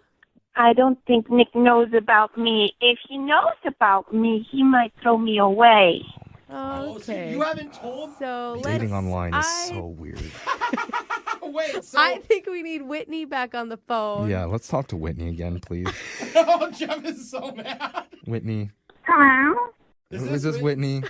Who's this? This is Whitney. I thought it was another doll for a second. Whitney. Have you told Nick about Sparkles? No, I haven't told him about Sparkle. I can't imagine why, but I'm sure Nick would like to know about Sparkles. Maybe Sparkles and Nick should have a conversation so that you guys can actually go out, don't you think? No. It's definitely a possibility. Well, we are that's giving you that good. chance because we didn't tell you this, but Nick has been on the other line listening, and he heard everything that you and Sparkles said, and he wants to talk to you both, I guess. Oh. Nick? Does he want to talk to her? Yeah, is he still there? He probably hung up. Nick, Nick, are you there? Nick. Yeah, I'm here. Hey. Wow, just I have a lot of questions. Yeah. Sparkle is just basically like my inner voice, you know? Yeah, Whitney is okay with you guys going out, but Sparkles has an issue. Right, and Maybe, Nick, you should talk to Spark. Could we get Sparkles back on the phone so Nick can have a conversation with Sparkles, and then maybe they can work something out? No, stop. I don't know if I'm ready for that. Okay, wait, Nick, I mean, when she explains it like that it's just basically she's having an inner dialogue with herself that comes out, does that sit okay with you? I understand that. I think we all have that, but most of us kind of keep it internal. That's a good way to put it. And a lot of people still have stuffed animals and blankets from their childhood. I still have a baby blanket. Sure. Brooke has stuffed animals. Yeah, I sleep with stuffed animals every night. They don't talk to me very often, but my stuffed animals were okay with me starting a relationship and getting married. And now she's married. And trust me, Whitney, my husband has tried to throw these things out many times, and I have just stopped that. You can do that in your relationship. Honestly, I wouldn't go out with you, Nick, if you wouldn't accept Sparkles. Yeah. Okay. Do other people know about Sparkles? I don't show Sparkles to everybody, only those that I trust. Oh my God, Nick. So that's a compliment, Wait, Nick. Whitney, the entire time you were talking about your friend, you were referring to Sparkles? Yeah. Oh, right. Okay. Wow. So Sparkles is the friend that is not okay with Nick and Whitney being together. Well, maybe... Yeah, I'm not sure about Nick. I'm just not sure. Wait, hold on. Is this Sparkles on the phone again? Duh. Okay. Hi, this is Sparkles. Hey, Sparkles. Oh my gosh. Do it. You have to do it. I don't even know how to do this. You got to do Who it. do you ask? I mean, Sparkles is on the phone. I think we start with Sparkles, then we go to Whitney. All right. Sparkles, here's the deal. That's the hard one. Nick really wants to go out with Whitney, so if you'll let her, we would pay for Whitney and Nick to go out on a date, if it's okay with you. As long as I can be there, it's okay. Okay. All right. That's a yes. We got our first yes. Now, Whitney, Sparkles has signed off on the relationship. Will you go out with Nick one more time? We'll pay for it. Or for the first time, we'll pay for it. Okay, wow, yeah. I'm surprised that Sparkles is okay with it, and I am on board with it. Okay. All right. Well, that's some excitement. How is she surprised? We did it. Okay. Nick, Yeah, Nick, congratulations. you got a second date or a first date. Let's pump the brakes a little bit, I think. Why? Do you have a friend that's a little bit hesitant about this too? Do we need to get him on the line? I think that maybe we had been rushing it a little bit. Oh. And I think with this new information, I think maybe staying on as like friends on the phone and chatting, I think that's probably... Sparkles don't like friends. Oh, okay. Sparkles, I'm sorry. This is just how I'm feeling. I can't believe I'm talking to Sparkles right now, but I am. And can I talk to Whitney again? Yeah, this is Whitney. What's your problem with Sparkles? I mean, I could really get into it, but I think maybe that's a conversation for a later date. So are you telling me that you're going to tell Sparkles I love you and bacon too? Because, I mean, honestly, that would be helpful for you. Oh, win her. I don't think I'll do that. Nick, Sparkles angry with you. Uh-oh. No. Yeah, don't face the rage of Sparkles. I think we need to hang up. Yeah. Sorry we couldn't get you a date there, Nick. Okay, good luck. That is quite all right. I learned a lot, and that's the most important thing, I think. Yeah. Yeah, you're never online dating again. Uh-huh. I don't think so. Yeah.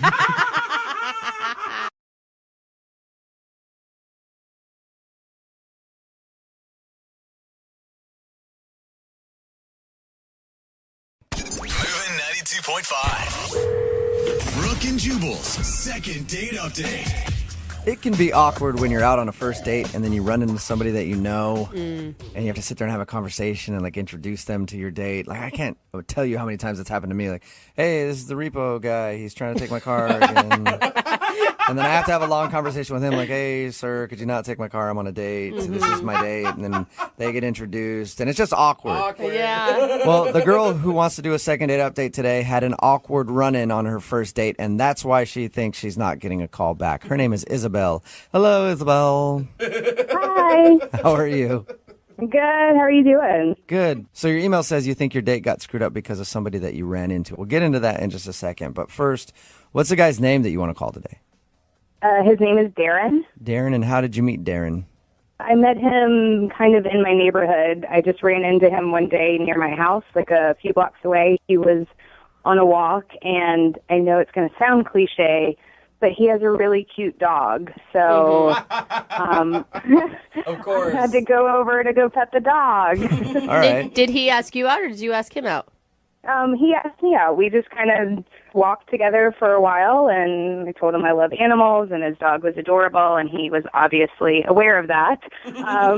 So we walked together a bit, and, eventually he had to go one way. I needed to turn back and go home, and he asked for my number. So I gave him my number, and the next day he called to ask me to dinner. That's cute. By any chance, did he have any binoculars or duct tape on him when you met him? No creepy duffel bag or anything. He was very normal, very charming. I was just trying to see if he set up your chance meeting while he was outside walking his dog. So where'd you guys go on your date? We went to a seafood restaurant, but nothing really fancy. I actually liked his idea of a date. It's one of the places where, they're putting the bib around your neck. Oh, yeah. You're getting your hands dirty. And I thought that was really cute. So I was excited. And you guys seem to hit everything off okay? Yeah, and he's really funny. So I spent probably the first half hour laughing, and he was great. I thought it was going really, really well. And then my old boss shows up at the table. Wait, at your table, did you just say? Yeah, it got a little awkward. Did you like your old boss? Or was this somebody that you wouldn't want to talk to normally? This is someone I would not want to talk to normally, and I'll tell you why. He only goes by his nickname, which is Silky. Oh, that's nasty, Silky? dude. Anyone who refers to themselves as Silky. That sounds like a fun guy to hang out with to me. Well, exactly. And so Silky walks up, and he's just a big, loud, obnoxious guy. It was really uncomfortable. And so Darren is trying to play along with all of Silky's terrible joke. And I know it's hard to say with a straight face. It really is. It's awful. And so Darren actually offers up that it's our first date, and that just got, Silky going. Oh, yeah. So he's like one of those guys that's always trying to be funny and is always on. Yeah, and it was terrible because I'm sitting there with like bibs around our neck, and he's asking if there's going to be kisses later. And Did you guys joke about it? I mean, if I were on a date with you and some dude named Silky came up and was being obnoxious, I would still laugh about it with you after and be like, man, I can't believe you used to work for that guy. honestly, I was a little flabbergasted that he was there. So, we tried to make light of it. So then Silky finally leaves, and Darren's kind of chuckling, and, he's asking, what's this guy's deal? How do I know him? And I didn't really know what to say because Silky, I knew Silky when I worked in a fast food restaurant as an adult, and it's not something that I really keep on my resume now. It was just something that happened. I was between jobs, and I worked at a fast food place, and it's just, So when you told your date that you used to work at a fast food place, you think that turned him off or something? Oh, I'm having trouble understanding. I didn't tell him. I just kind of said he was an old boss, and I didn't like working for him. And I kind of asked that we just drop it. Yeah, can we just enjoy our date together and not talk about that weirdo Silky who just crashed our date for 5 minutes? I think that's a reasonable request. So, I just asked that we kind of move on. And Silky's a crazy character from a long time ago. And Darren, I think, took that the wrong way and kind of stared at me like, wondering if I was hiding something or if there was some big secret I wasn't telling him. If I were Darren, I could see where, if he had an old boss named Silky, I would think that he must have been some sort of drug dealer or something. I can kind of see that, and it did get a little awkward for a few moments, and then we just went back to dinner and had a good time. How did your date end? He dropped me off, and I got an awkward hug. You think an awkward hug? Something was obviously bothering him or was wrong, and I don't know what's going on because he hasn't responded to my text. I've texted him a few times, and I feel bad that maybe I should have just told him about the fast food job, or maybe my perfume was too strong, or he didn't. I don't know. I was wearing too much makeup. I don't know what went wrong, but I want to know. I love a girl's brain. There's always 8,000 different reasons it could be. Well, we'll play a song, come back, call him, and get your second date update, okay? Okay. Thanks. Hang on. Moving 92.5. Brooke and Jubal in the mornings. Second date update. Having your first date interrupted by a coworker can be annoying. Having your first date interrupted by an old boss named Silky can definitely ruin the whole thing. Sounds bad. If you're just tuning in for the second date update, Isabel is on the phone with us. She met a guy named Darren. They had a really fun date going, and then her old boss, a guy named Silky, happened to be at the restaurant they were eating at. I don't think that's his real name. I think he just calls himself Silky.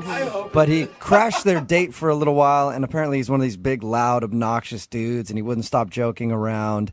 And when he left, her date asked about Silky, and she didn't want to say where she knew Silky from because it was when she was between jobs, she was working at a burger place, and she was kind of embarrassed of that. So she asked him to move on, and then ever since Silky's appearance on the date, her date sort of seemed a little weirded out, and he hasn't called her since. We're going to get him on the phone and find out if it was Silky who ruined the day for her. Are you about ready to go, Isabel? I'm ready. I want to know what happened. And you do know, Isabel, you shouldn't be ashamed of working hard and having to work at a fast food joint for a little while. I know. It's nothing against anyone who works fast food. For me, it was just my degree wasn't, it's just not a part of my life I talk about. Yeah, okay. I'm going to dial the phone number right now, and I'm hoping that the guy you went out with, Darren, doesn't answer. I'm hoping Silky answers, because I'm curious about that guy more than I am about Darren, honestly. All right, here we go.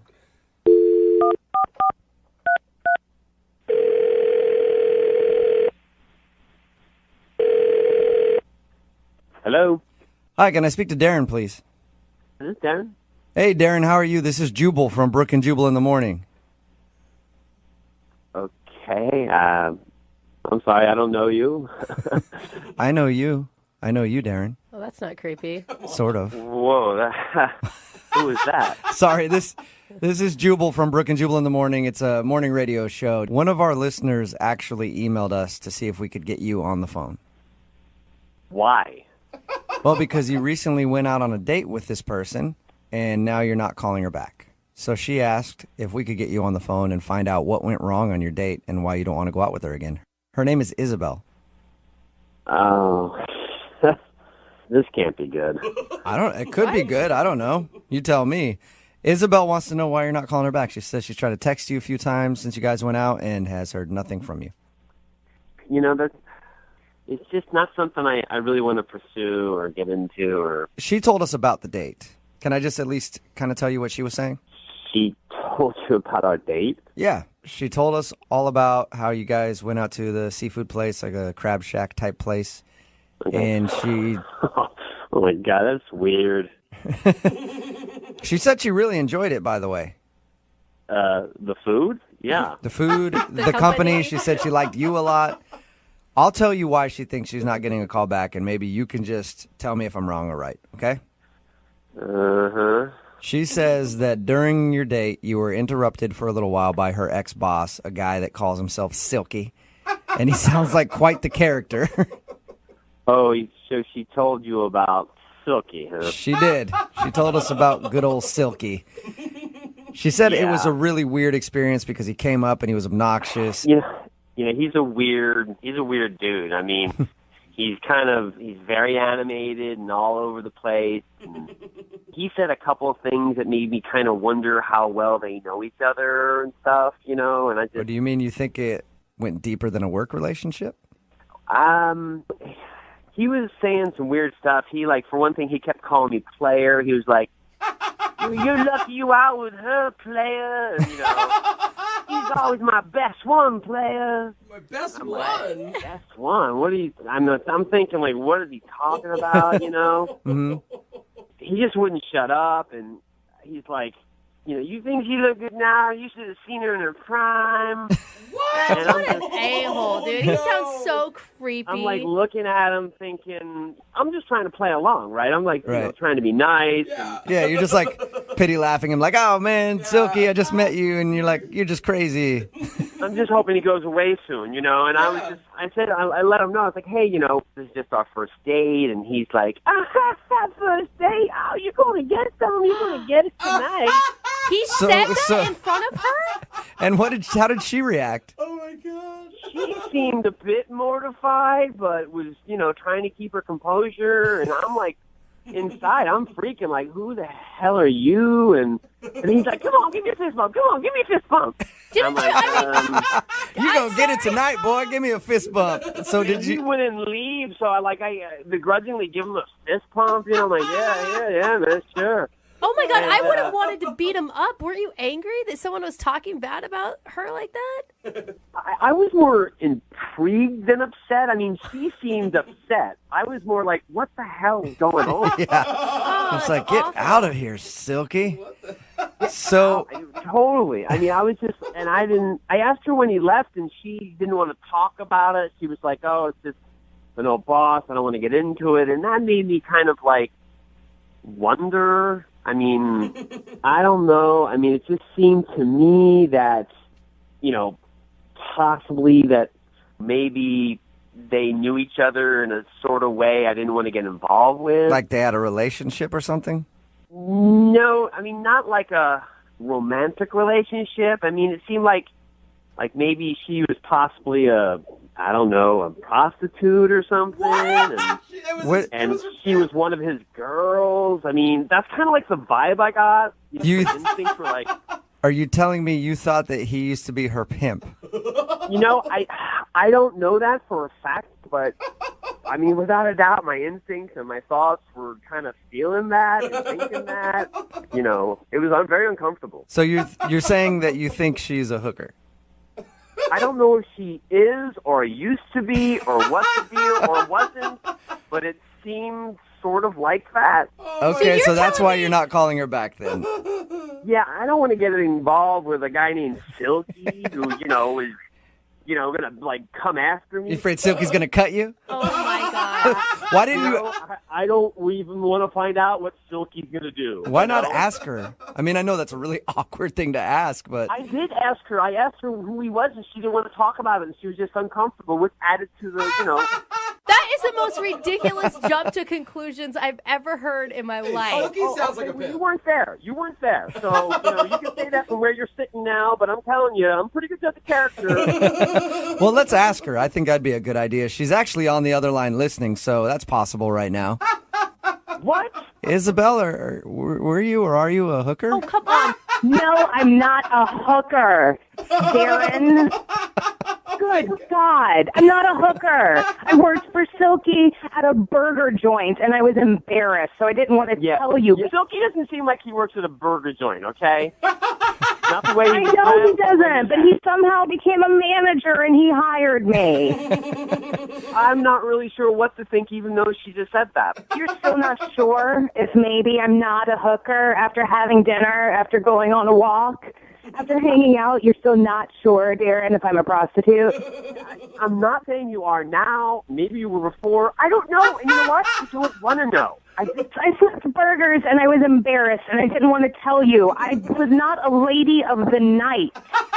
Well, what am I supposed to think? I mean, some guy named Silky comes up and is like, yo, she used to be part of my team. You used to see her in her prime. I mean, I don't really think that's what a burger shift leader in the morning.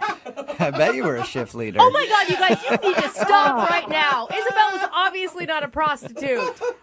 I don't know. I don't know Isabel that well. Wait, so you're saying you're going to jump in and be like, you don't know me, so I'm obviously a prostitute? I called you for help. This is I'm ridiculous. more joking. All of you I'm more joking with you, Isabel. Okay. I don't know what she does. I just don't want to see Silky again. You realize that you're putting like one creepy dude that she used to know in the past personality totally on her. I have not seen Silky in 7 years, and honestly, I hope I never see him again. I mean, I run into him once, and this is a nightmare. It sounds worse than a nightmare. I just listen. I trust my instincts. It kind of seemed that way. I'm sorry if I got the wrong impression. It's hard not to think what I thought with Silky. So you realize now that she just worked at a burger joint. That's what I heard. Oh, my God. Darren, seriously, I work at an architecture firm. That guy was my manager at a burger joint. Yeah, not a lot of prostitutes go on to being architects. I was in between jobs. Whose side are you on? I'm on your side. I'm telling Darren that not a lot of prostitutes go on to work in architecture firms. I have a lot of experience. I know this kind of stuff. Darren, would you like to go on a second date with Isabel? We will pay for it. That sounds bad now. Doesn't Yeah, it? it Sounds does. like, how about this? Isabel will pay for this one with her own money that she earned in a very honest job. To be honest with you, I just don't think it's a good fit, and I'd rather not. Oh my God. And, Isabel, you don't want to go out with him anyway. No, I don't. And from now on my first date, I'll just wear a shirt that says, "Hi, I'm not a prostitute." It's a good idea. It's a nice fashion choice. And I know she'll be the death of me.